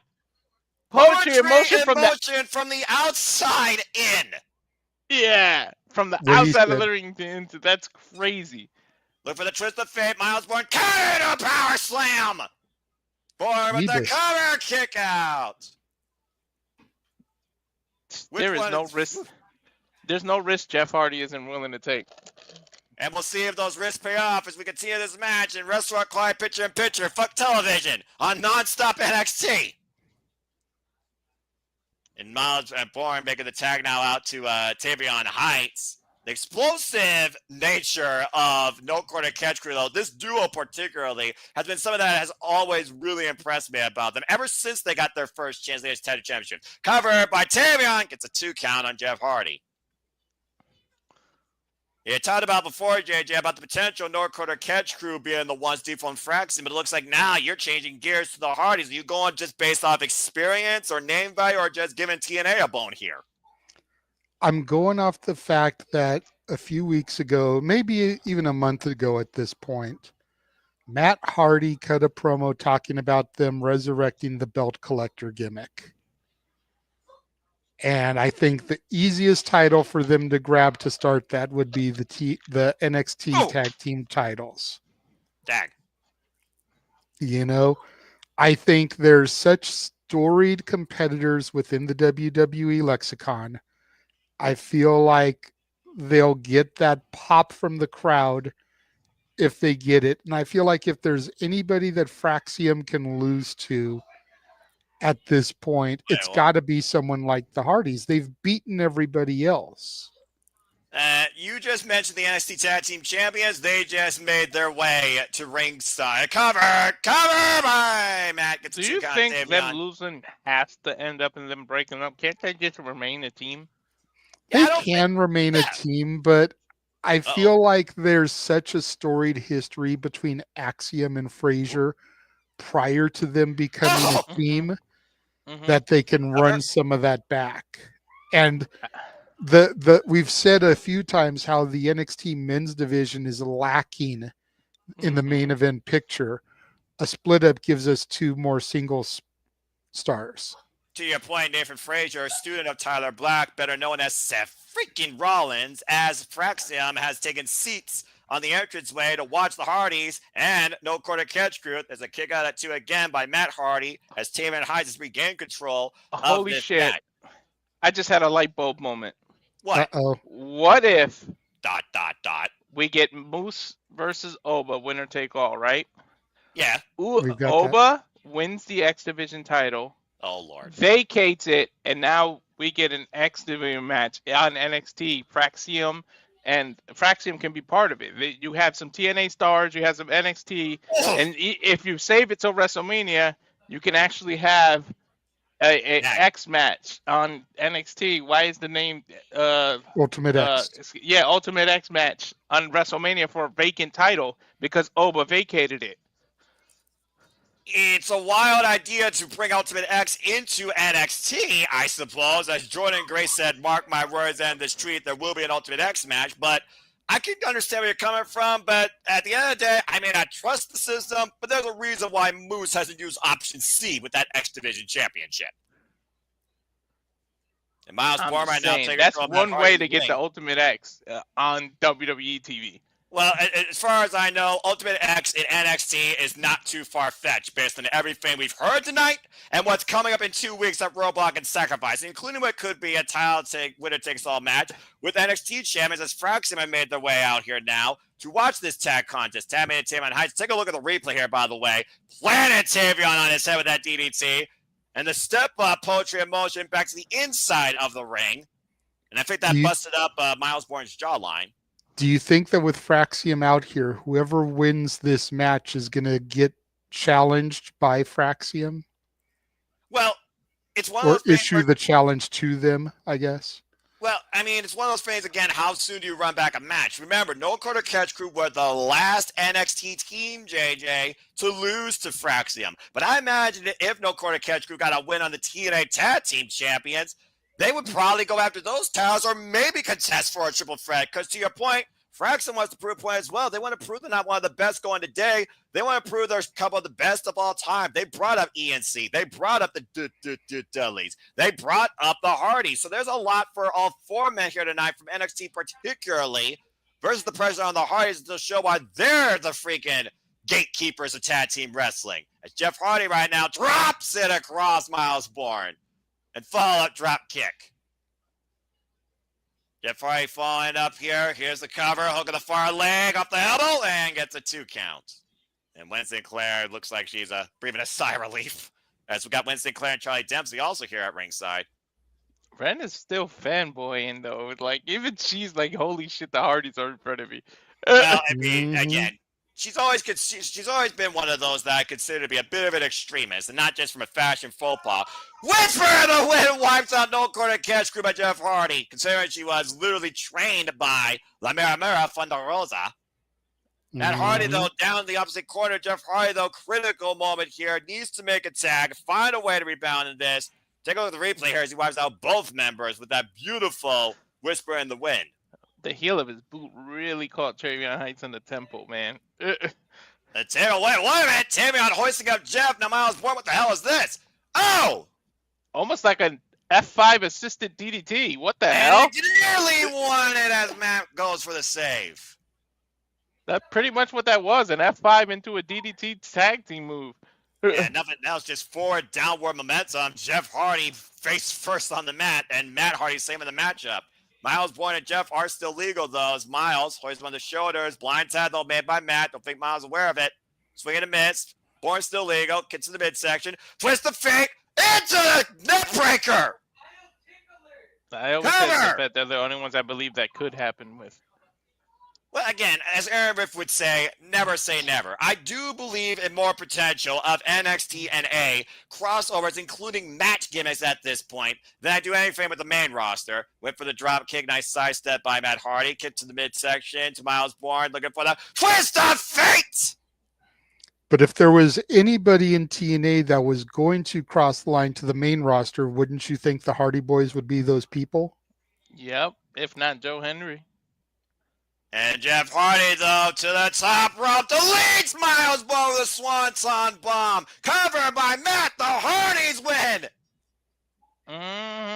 Fraxium just looking on. They're probably going to challenge him right now, like JJ said.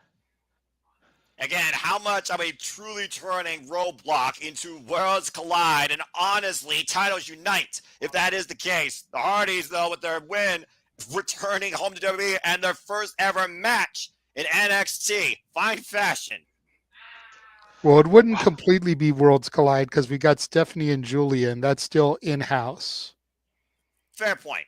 But, I see Matt Hardy with a microphone. I see everyone with a microphone. Walter, you know what to do. Transcript. It'll be continents collide. Fair. Congratulations on a huge victory. Let us be the first to welcome you to NXT. That's fair. What the hell is 2025? For the record, I love NXT, Matt says. I watch you and you defend your title against everybody. And it's damn impressive the run you're on. No argument there. Yep. Look at us. We're standing here as the greatest tag team in the world today. Coming face to face with the greatest tag team of all time. Oh, they're giving the Hardys their due. As they should. Yep.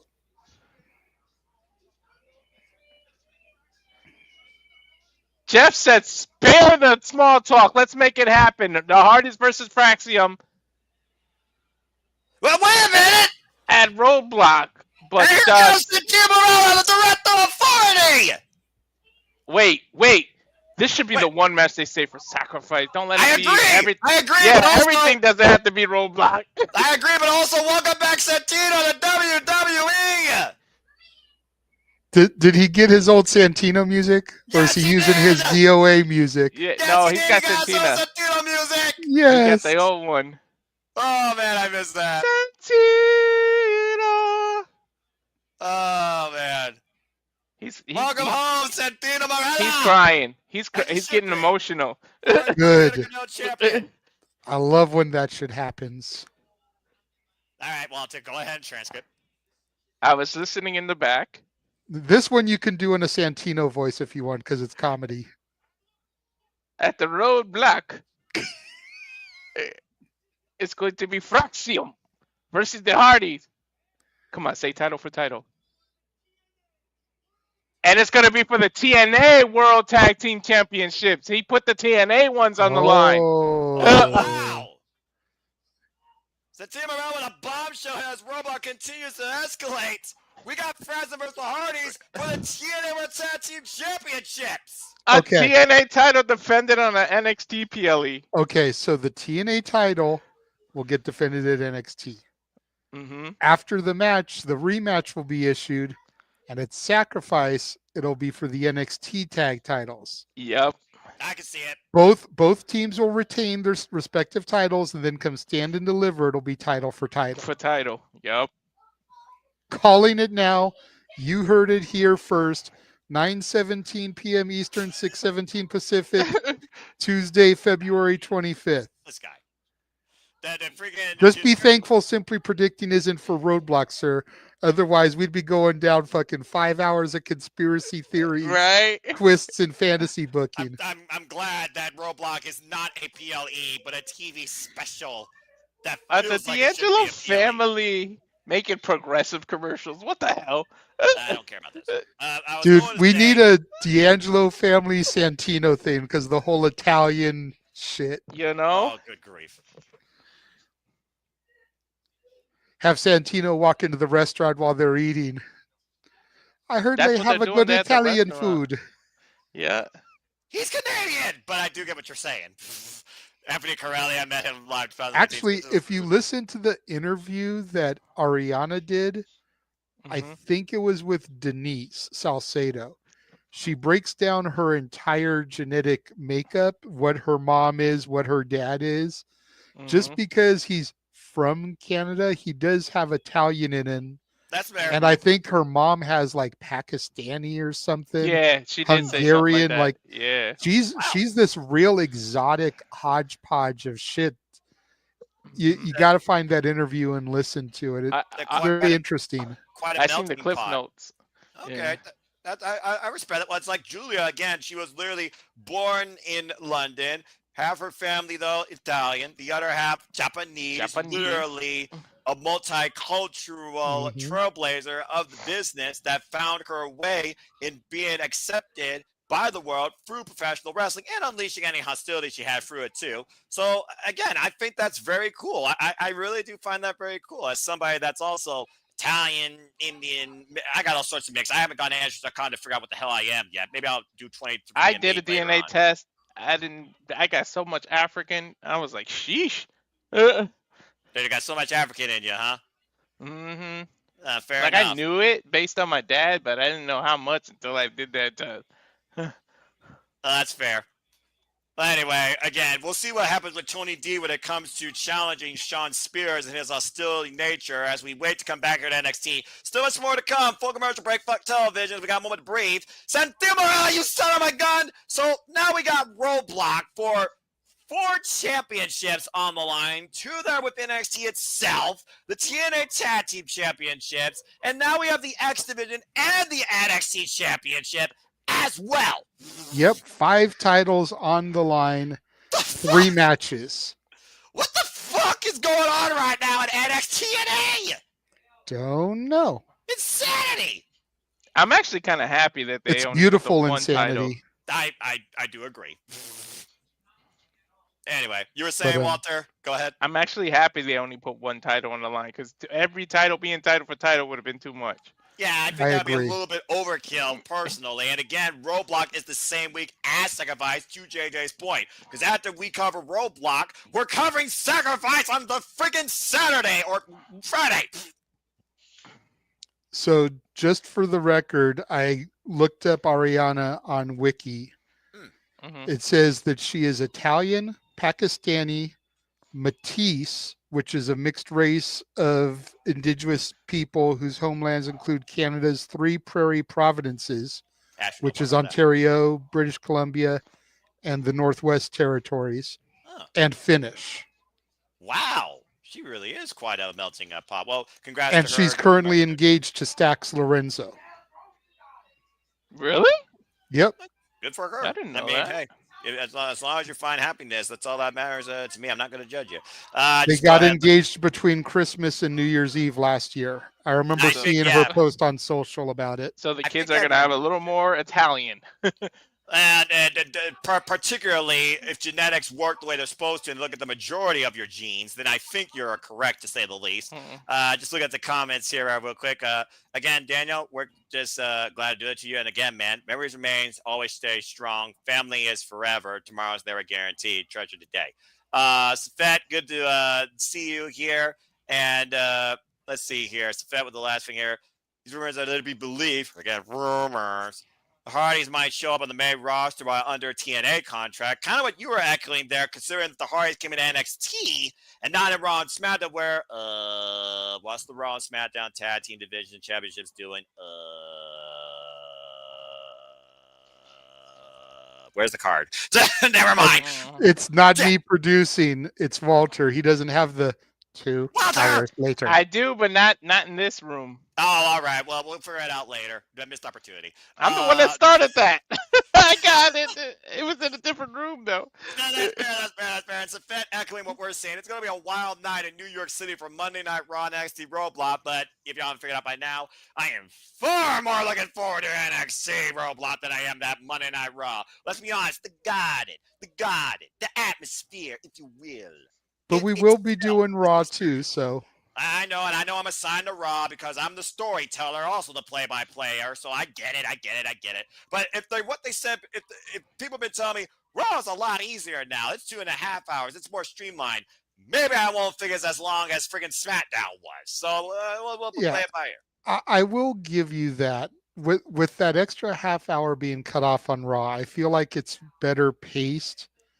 It's still can give you those moments that drag, and of course, Netflix, too many commercials, Here we Buck go. television, backstage segments, blah blah blah. But I do feel that it moves at a better pace than SmackDown does a lot of weeks. So, all right, well, I'll take your word for it as we go backstage to Soruka and Zarya. all right, Walter, translate. What? What the hell is Piper Niven doing here? Is she here on behalf of Chelsea Green? Salute the hot mess, the U.S. champs in NXT. There it is, standing in front of. Is that Soruka? Yes, that's Soruka. Wait a minute. Chelsea Green is supposed to defend that title. You don't think she's not going to defend this title at Roadblock, is she? She's not going to defend it against Soruka or Zarya on SmackDown, is she?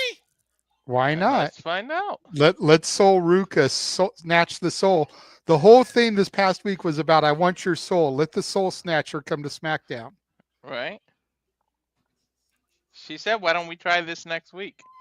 What? Okay, so next week on NXT. Wait. We Piper just didn't agree. We still have one more week before Roadblock, so. We have a match next week, Piper said. Well, that was stupid. What were you thinking, Chelsea said? I don't know what, but can you imagine Piper? Chelsea and Mustafa in the same freaking faction? Why, Piper, do you not keep your mouth shut? You're supposed to secure the champ, not put her at risk. Meanwhile, as we go back inside the ring, there is Miss NXT herself, Ariana Grace, being interrupted by, oh, good Lord. Well, I'm going to lose Walter for this match because, yep, it's Lola of Ice against Ariana Grace in one-on-one action here. For No, you're not. whatever reason. You won't lose me. I'll stay. I'm honestly because glad for this because Ariana Grace has not wrestled since she became the liaison to TNA. That's fair. So it's good to see that she's still going to be working matches despite her status. Mm-hmm. No, I'm gonna be professional because JJ can't watch it too. If it was just if y'all two can cover me, I would go all off on the gimmick. But Mamacita. In a moment, to be seeing Lola Vice in action, looking for a quick kick and a nice duck jab by Ariana to Lola Vice. Right off been the at rip, least she a went for month. that tornado kick. Swing and a miss and going for another quick jabs by Ariana Grace here right now, beating It Lola is. to the kick. I think you're right. I think it is. God, I think it got has caught been with at least a body month. shot. And Lola Forget her Vice with right you. now just healing off those lightning fast strikes in the corner, those kicks and a vicious chop.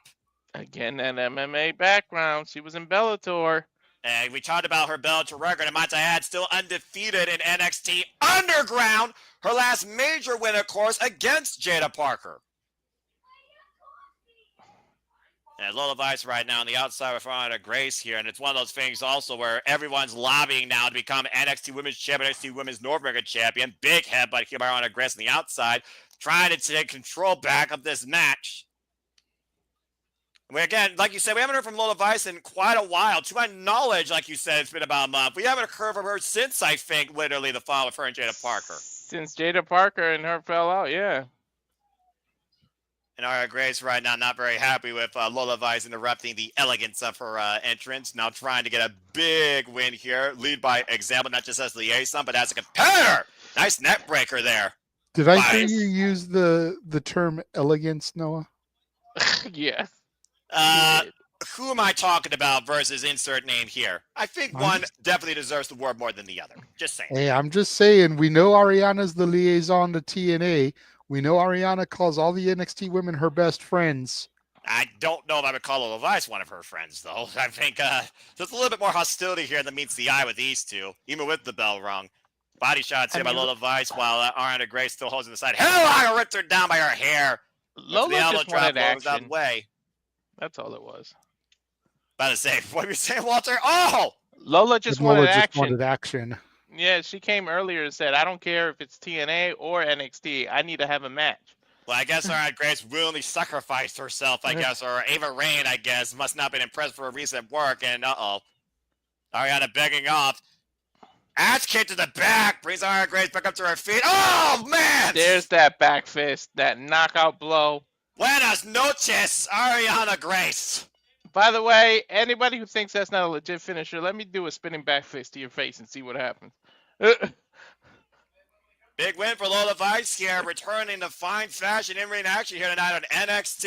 Wait, what the hell? What the hell's going on backstage? Is that No Quarter Catch Crew? Oh, it's the That's No Quarter Catch Crew. They got wiped out. It's the Shield 3.0. What the hell? Yeah, it's the Retribution meets Shield faction. Okay, well, someone needs to literally put this Retro building on Shield. lock and key.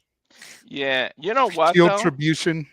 Well, before anyone says anything else, we had a bunch of renegade Timus here, Timu renegades here, ransacking NXT. Hey, don't disgrace my name by calling them renegades, Noah. They're on your brand, man. All right, you're the one calling them Shield Tribution. Anyway, fuck television. We got a full commercial break again. What they should do is, if they're gonna run rancid like this and have no rules, why not show up in TNA and beat people up too, right? You don't conform to anybody's rules. Start doing that. You want to get this group over. You're not going to mess with that damn locker room.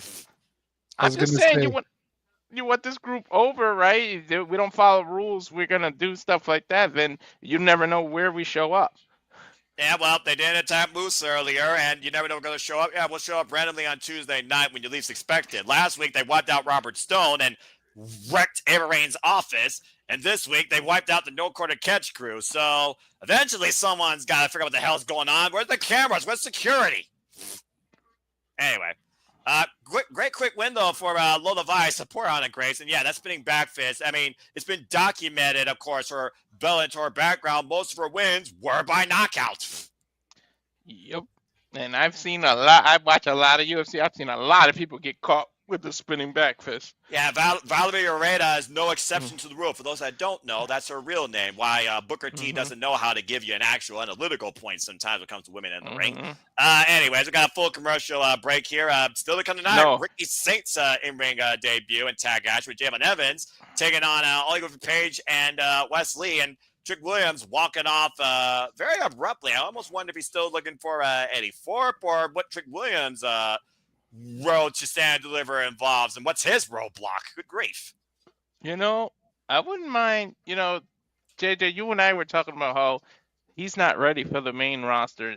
If you want new challenges for Trick, make him cross the line and give him some fresh TNA people to work with, because he's not ready for the main roster. And I understand TNA is a different roster, but still, it gets him more exposure, it gets him more ring time. And it gets them to work with some veterans. That's the thing that I don't think people understand about this is everyone's all like, well, TNA's sending over their best people, your Jordan Graces, your Joe Hendrys, your Mooses, your Hardy Boys, the Rascals. And TNA in return is getting fucking, at the time they were saying this, Wendy Chu, Tatum Paxley, no quarter catch crew. It's like, yeah, but NXT doesn't have people on that same level. The TNA people are getting seen by a bigger audience, which is just going to up their dollar worth. Whether it's signing a new contract with TNA, whether it's what they can fetch on the indies, whether it's potentially coming to WWE or going to AEW. It's just going to up their value because of the exposure they've got. The NXT talent gets to work with 10, 20, 15-year veterans of the game to help prep them for that move to the main roster. So That's Trick true. Williams going over there, he can work with fucking a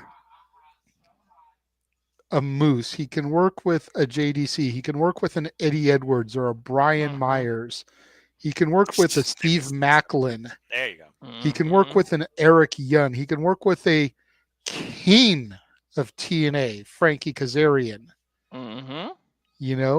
These are all people with years in the game that he can do matches with. Plus, don't sit here and act like Leon Slater versus Trick Williams wouldn't be a banner. I've been waiting for Javon Evans versus Trick Williams, and after that little begrudgment back there, we might be on the road towards that. But of course, we're on the road to WrestleMania that goes through Toronto this weekend. Of course, we come in the Elimination Chamber, and our kickoff flows will be 6:30 p.m. Eastern Standard Time, while the show starts 7 p.m. Eastern Standard Time. Prior to that, stay tuned for City Predicting, 10:30 p.m. Standard Time this Thursday after our coverage of TNA. Aaron Rip and No DQ, they will have their panel tonight for predictions at 10 p.m. Eastern Standard Time because he's out in California. So stay tuned for his coverage of Elimination Chamber. And, of course, we'll have Jeff's birthday shenanigans that follow shortly after, as we got a promo here for Eddie Thorpe, who has really made a name for himself as of late at the expense of Trick Williams. Timu Tatanka. Will you stop that? Damn. What's an insult to Tatanka? I actually like Eddie Thorpe. I just wish he had stayed as a babyface. I'm still not completely sold on his heel character. I don't think nobody is, but you can't argue his underhanded tactics. He's created opportunity for himself, including fooling the GM, Ava Rain. But he really made a name for himself at Vengeance Day, whipping the hide off Trick Williams, straining the uprights in the end, and playing the former NXT champion and pinning him. Well, since no one really cares about Eddie, what do you think about the Trick thing I brought up? Not only that, but the system can try to recruit him. Eric Young's group can try to recruit him, make him seem bigger than he is. Yeah, I think he could definitely benefit from going over to TNA. What do you think, Noah? I think anybody could benefit going over to a TNA because TNA is where you find yourself and also where you fine-tune yourself. Hell, Trinity was more over in her entire career in TNA than she is successful without Bianca Belair in WWE. But again, Eddie Thorpe right now looking for a successor in NXT at the expense of Trick Williams. I think time will tell before Trick crosses the line, but it sounds like Eddie Thorpe, he has no problem going up against Trick once again. Anyway, though, like you said, Walter and JJ, catch me up. You have a lot of big effing news tonight out of NXT that don't even need a simple recap because we know what's ahead at Roadblock, to say the least. We go up to the upper area here with Ava Rain, who has been very busy tonight once again. Maybe she'll add something. Let's see.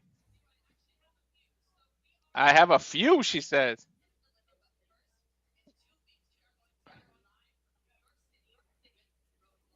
Two weeks we're gonna be on Roadblock. Oba versus Moose. Nope, just the NXT championship is on the line. The Hardy Fraxium for the TNA title.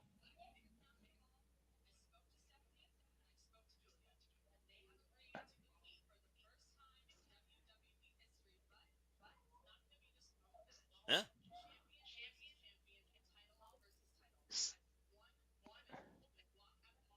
Stephanie and Julia, it's official. Title for title, Roadblock.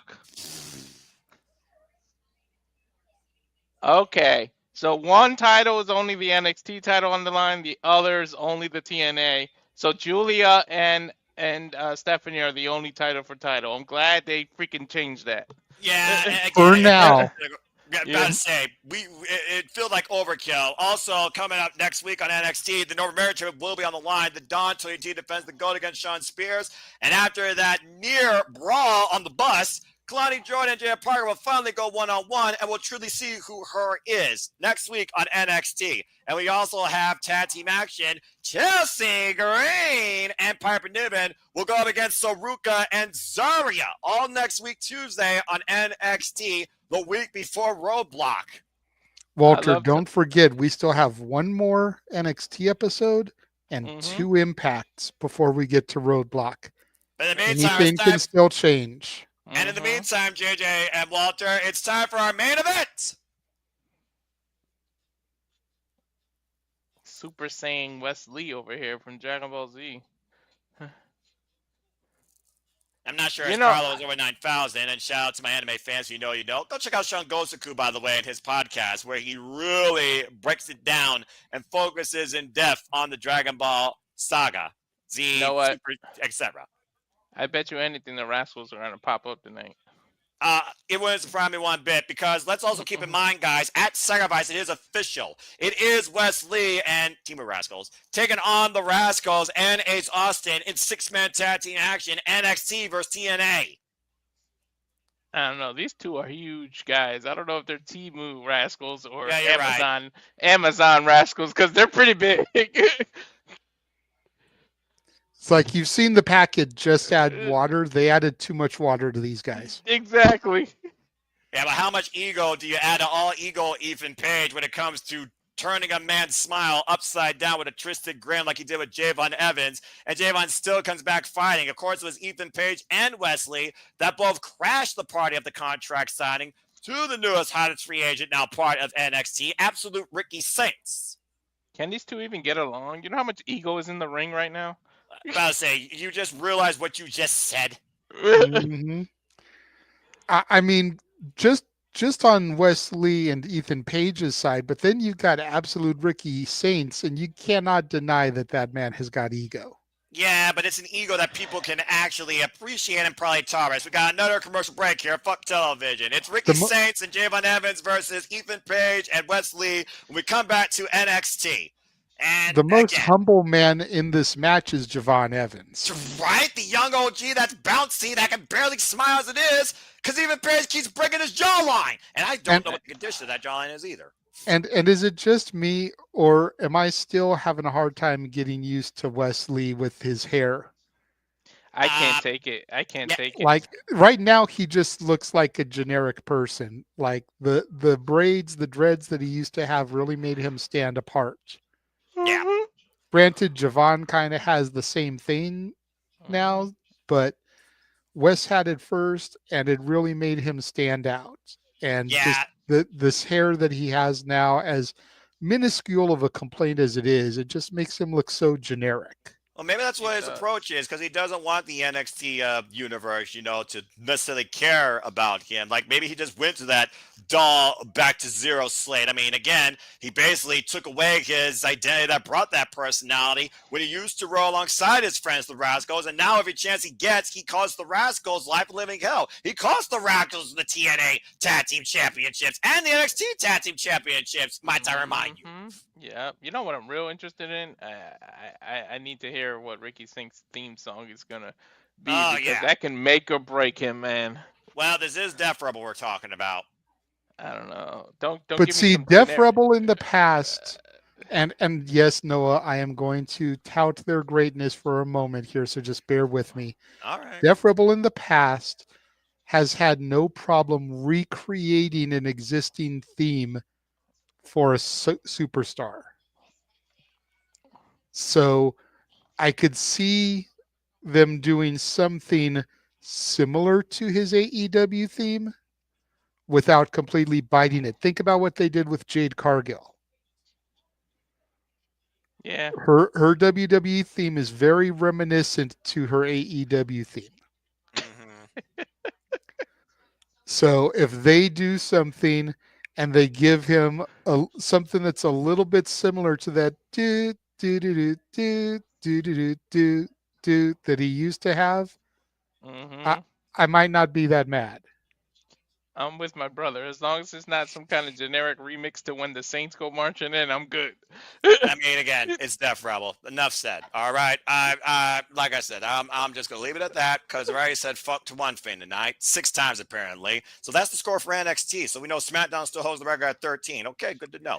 But to be fair, you came an hour late Yep. into the broadcast, and we still have probably at least one more commercial break.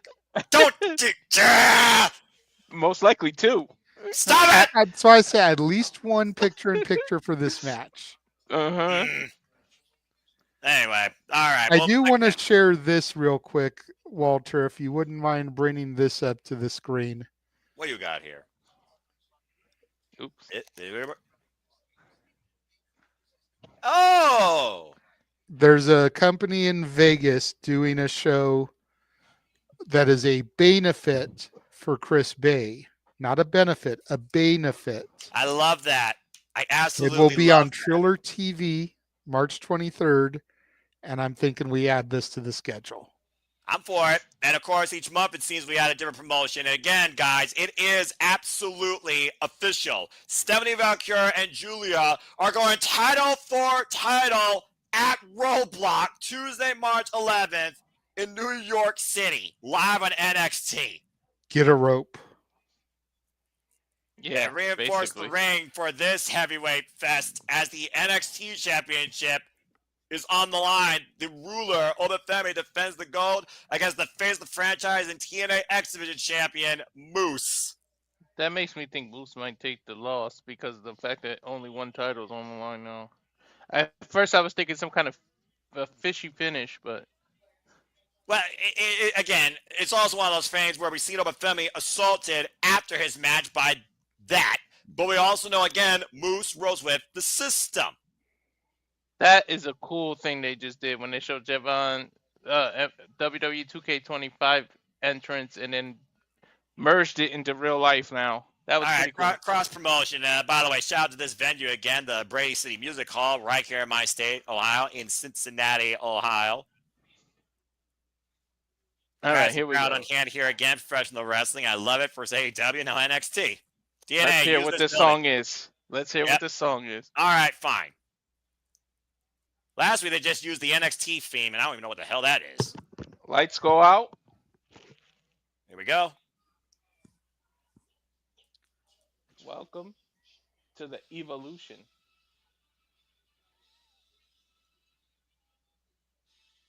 Damn it. JJ called it. It's pretty much a remix of the AEW theme. Actually, this is kind of cool, though. Good presence. Welcome to the evolution. I like this theme. Seems like a guy walking down the high-class lane. It's pretty much the remix. JJ called it. He did. But I will say right now, it does bring a big presence to an absolute bona fide superstar. Ricky Saints making his first NXT in-ring entrance to in-ring competition. The Revolution is now officially televised. The background and the graphic looks a little like Fandango's entrance, though. Well, without the rainbow lights, but it is one of those things where I think about Fandango's Titantron and Ricky Saints' Titantron. One of them feels like a bigger superstar on the marquee. Oh, true indeed. So far, Wesley and Ethan Page on the same page. Well, I immediately went for a shot at Ethan Page's jaw. Davon did. Swinging a miss by Ethan Page. Of course, Right Davon there. Evans got his grin twisted and mouthpiece thrown out of his mouth with a big right hand back at Vengeance Day. Nice little takeover there. And reminder, he's got a big mouthpiece in there. Yeah, and last time, Ethan Page knocked the mouthpiece out of his jaw. I don't think Davon Evans cares that Wesley is legal, though. He is hell-bent on getting his hands on Ethan Page, and there's Wesley's cronies, and Wesley taking advantage. Ethan Page using the cronies to his advantage. Ethan Page happy he's got backup. Right? I'm not sure if that backup agrees with him, but for right now, like you said, so far as the bell's rung, these two men have the same plan. Spoil Ricky Saints' in-ring debut as Wesley prevents the springboard cutter, and that boy still bouncing. Gets a schoolboy by Javon. Gets a 2 count. I don't think we'll be able to keep up if Javon crosses over and fights Leon Slater, we won't be able to keep up. No, You realize who you're talking to, right? Drop kick! Wow! I think it'll be difficult even for you, man. About to say at this point with Javon Evans 2K25 entrance, you figure that we're recording footage for the video game of what Javon's doing. You might as well use him for the motion capture, because damn. Absolutely tagged in Ricky Saints. Dropped down by Javon. Ricky Saints with a big elbow strike of Ricky Saints. First time legal here in NXT. Former AEW Tag Team Champion, NWA World Television Champion. And of course, came into AEW, initially challenged, Cody Rhodes for the TNT Championship. And a big slap by Wesley to Ricky. That could be a mistake. Yeah, that was woke Ricky up. Big right hand. Wesley learned all about that last week during that contract signing. And Ricky Saints teeing off against Wesley here. All right, Ricky. Tag made to Javon Evans. And Ricky Saints and Javon right now double teaming Wesley off the ropes. Taking over with the double hip toss. Wesley caught some height on that. Double team by Ethan Page there with hoisted up drop kick Manhattan drop. These two have never teamed up before. They look like a well-oiled machine. What the hell? Mm-hmm. The young athletes, man, a common goal. And Wesley Snell over the outside, and Javon Evans and Ricky Saints have cleared the ring for now. Can they keep absolute control? This man continues here on NXT. Is it picture-in-picture? Fuck television. And yes, It is. And I hate you both for bringing it into existence. See, even though they've never teamed with each other, both are tag team specialists. I was about to say. True. Think about Ethan Page, Men of the Year, Wesley in his Rascal days. Mm-hmm. And both dastardly heels now. And, of course, heels know how to take advantage. When you least expect it, they just see Ethan Page picking the angle on Javon. Javon pushing Ethan into the announce table. Rid's first, I think. Wesley slow his feet. The way that Saints and Javon are freaking doing double team moves, you would think they've been teaming up together for a while. It's just one of those things where you just find that natural chemistry, I feel like. And sometimes all it takes is a common enemy or a common focus. Again, Javon Evans, the young OG that's bouncy here in NXT. So much uprising potential. Endorsed by Randy Orton, I might add. And Ricky Saints, literally one of Cody Rhodes' best friends. Yep. Speaking of Cody Rhodes, we'll learn if Cody says yes or no, if he sells his soul to The Rock this Saturday at Elimination Chamber, and how that could affect the WWE Championship going to WrestleMania. That and so much more to be discussed, I'm sure, on Thing ahead of our coverage, folks. Live this Saturday night. Saturday is going to be insane. Absolutely insane. I'm going to lean towards no. I'm going to agree with you because I just think there's at least 2 other people that will take that spot. Mm-hmm. I've counted 4. Okay. Well, again, save those thoughts, I'm sure, for our pre-show at the beginning or our call. Again, folks, it'll be JJ and Jeff on the call, particularly for Kevin Owens and Sami Zayn's unsanctioned fight. But you will have, of course, me and JJ and Walter for the duration of the rest of the night, where, might I add, folks, there's only 4 matches on this Saturday show, and next segment with The Rock, we're going to get a yes or no. That's all there is for the Elimination Chamber. There was only 4 matches here tonight. Unless something gets added Don't jinx it. on SmackDown. Don't jinx it. We don't need anything else added. Look. If anything gets added, it'll be a single match. It's not like Tony Khan on the Rampage before pay-per-view adding 27 more matches and 5 free-for-all matches. Look, there's only one match that needs to be added, and it's the injustice done to the U.S. champion. That is Chelsea Green, who should be going home to Toronto, defending the title of America, coming home a Canadian hero, impeaching me again, preventing her from being in the Elimination Chamber.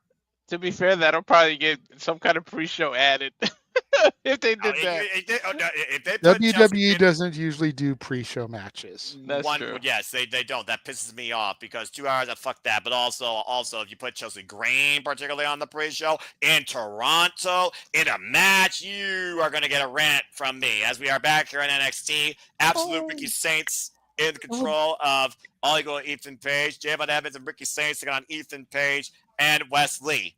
It would be a good way to get the crowd hot. I want them to do it just to get Noah to rant.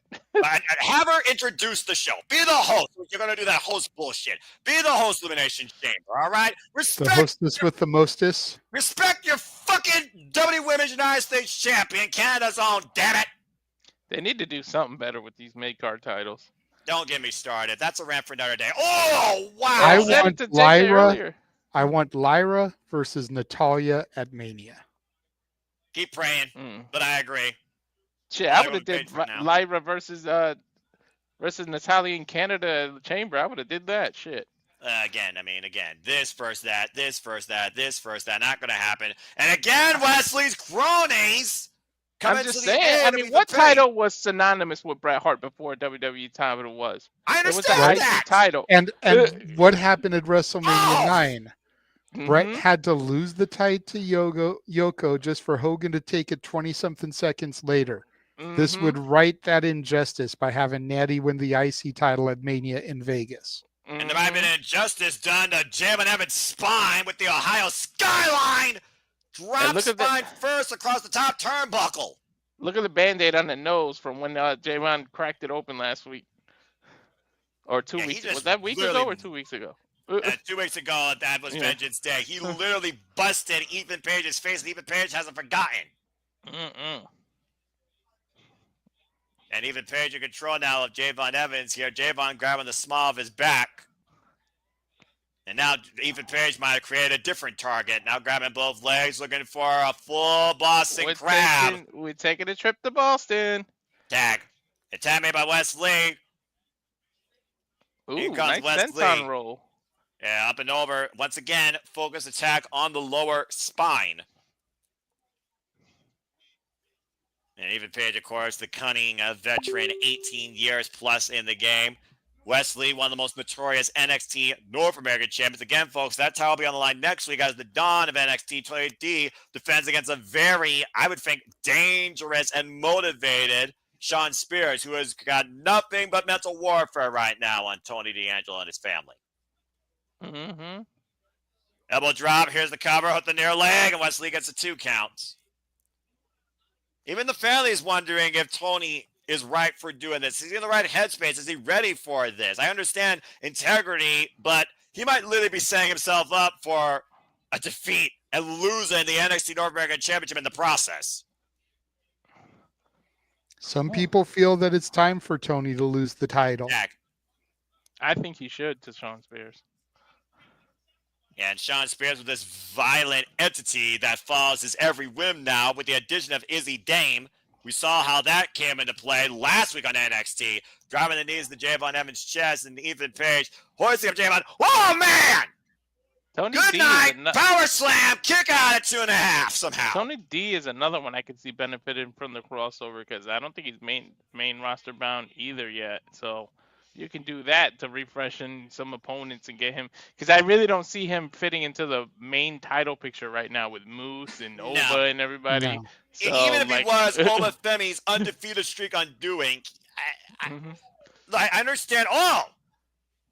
Nice corkscrew kick off of the ropes there by Javon Evans, trying to take advantage here. Critical moment of this match. Both men need to make a tag. Time to Wes Lee, time to Ricky Saints. I was going to say, to your point, why Tony D was the undoing of Ova Femi's undefeated streak and proves he challenging the Dragunov for the NXT Championship.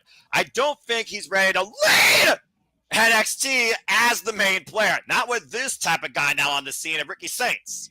Up and around with the tornado DDT to Ethan Page. And Ricky Saints absolutely in control. I see what you did there, Noah. Jumping elbow strike. Hoisted up Wes Lee. It's a world gutbuster. Saints is hyped up, man. I've never seen him this excited. Been a long time since I've seen this type of fire out of Ricky Saints. Spear! diving massive spear. spear launching at Tavion Page with a drop kick, breaking it up. This dude literally dove up before he came down. Superman punch by Javon. Yeah, I think he paused for a moment there on that jump, it looked like. Bessie Tope wipes the Page out against the barricade, and Javon again just teeing up against Ethan Page. Oh boy. And Javon now sending it up over the barricade. These two are fighting amongst the NXT universe. Watch out, people. I don't think Javon's going to rest until he breaks Ethan Page's jaw. I don't even remember who the hell is lethal or legal right now. It is Wesley and Ricky Sainz, believe it or not. This is current to a one-on-one match. So much for a tag team main event, but I'm not going to lie. Javon's lust for Ethan Page's blood kind of saw that coming. Sainz said, I like how they did this, though, because it's impromptu one-on-one. Basically, you get 2 for 1 out of Saints. Exactly, and Ricky Sainz could pin a former NXT North American champion. Oh! Driven right down.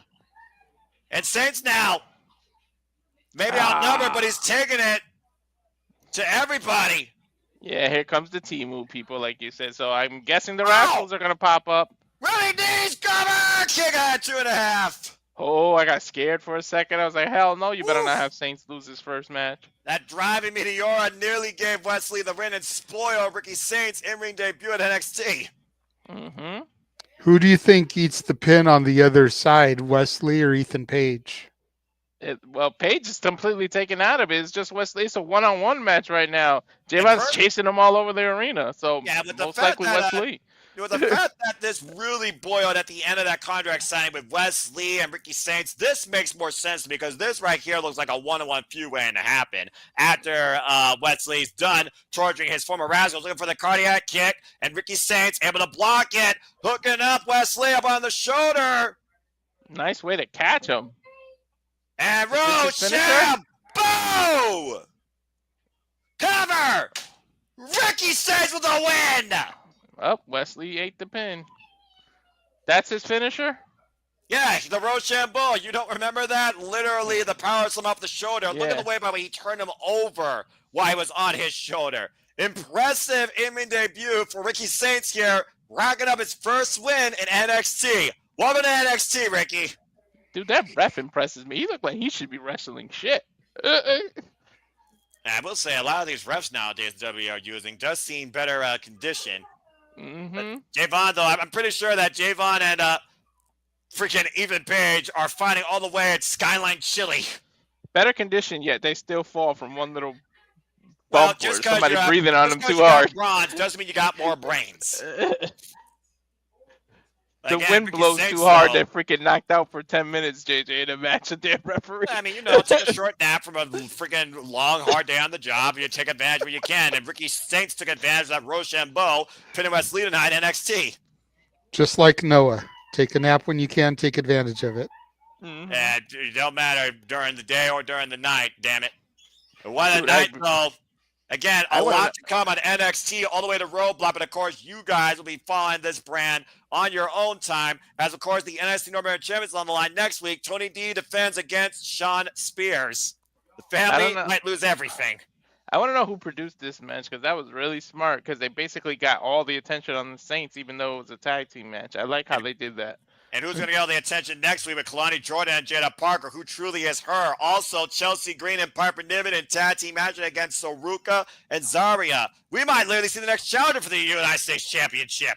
They'll both get all my attention, tell you that much. But for now, all the attention belongs absolutely to Ricky Saints. The road to WrestleMania continues and the roadblocks ahead, but for now, NXT comes to a close. So for Walter Cruz and JJ Williams, I'm Noah Foster, and we'll see you guys literally Thursday night for TNA. NXT TNA is running wild, folks. We're just getting started. Brother. I'm so happy for him, man. Yep. Yeah, I have to say, Ricky Saints, Ricky Starks, Richard Starks, whatever you want to call him, the gentleman, the wrestler himself, belongs here and deserves this. You couldn't ask for a harder start of rejuvenation of a young man's career with so much promise. The sky's the limit. Yeah, absolutely. See what you did there. You want to right. so we're making that official with the Chris Bay? We are, yes. I'm for it. I'm absolutely for it. So again, folks, the content continues to grow here as we cover all the wrestling and then some. Since we're adding a different promotion each month, at least for one watch along. And yes, Walter and I will be back on a Japanese watch along at some point, whether it's Stardom, Marigold, or Noah. I assure you. The dates coming up though for the anniversary shows, 2nd and the 5th. The work nights, so we'll play those by ear, but also Saya Kamatani, Tem Nakano, one of those two is going bye-bye forever from Stardom, literally in 2 weeks. So stay tuned for more on that. I'm sure I'll probably bring that up on the top 10. But again, we got a busy schedule. We'll be back here Thursday night covering TNA and then immediately transition to the City Predicting. Elimination Chamber will be me, President JJ, Jeff, both. Maybe one, maybe neither. Don't know. You never know. Life's crazy. So is technology. Walter Cruz. You never know who will show up and be part of Simply Predicting anything but. And of course, Friday, we chill. Believe it or not, Friday, we chill. Saturday, though, not one, not two, but 3 pieces of content. Super Reliable's top 10 for February. WWE Elimination Chamber coverage. And the Jeff birthday shenanigans celebration hosted by the Renegade Wrestling, JJ Williams. That's all coming up this week on Simply Reliable Studios. Yep. Godly. And don't be fooled by the display graphic for shenanigans. We will have topics to discuss. I just thought it was fun. Well, I mean, again, you're celebrating man's birthday, so I mean, God So I bless. picked some cartoon characters decked up as wrestlers, you know. I'll give you that. A good old JM, Jeff Mudaf and Meacham. And again, thank you all for tuning in. I hope you enjoyed the coverage. Again, please PayPal the passions, support my friends, subscribe. And again, you guys, we do it always for you. We love doing this, but you guys encourage this passion and this coverage too for all the brands and all the biggest shows across all things wrestling. Shout out to W Fam. And I might go impromptu out of nowhere. You never know. That's always my simple YouTube channel. But that being said, does anyone have anything to say as far as a simple recap or hype before we give an absolute conclusion to the night? No, not really. Just sucks that we had issues on my side of things. Make sure you go check out No DQ's predictions for the Chamber, which is live right now. They wasted no time starting it right at the top of the hour, so make sure you check them out. And then, like Noah said, come back on Thursday to check out Simply Predicting with the 3 of us, Jeff, the Dominguez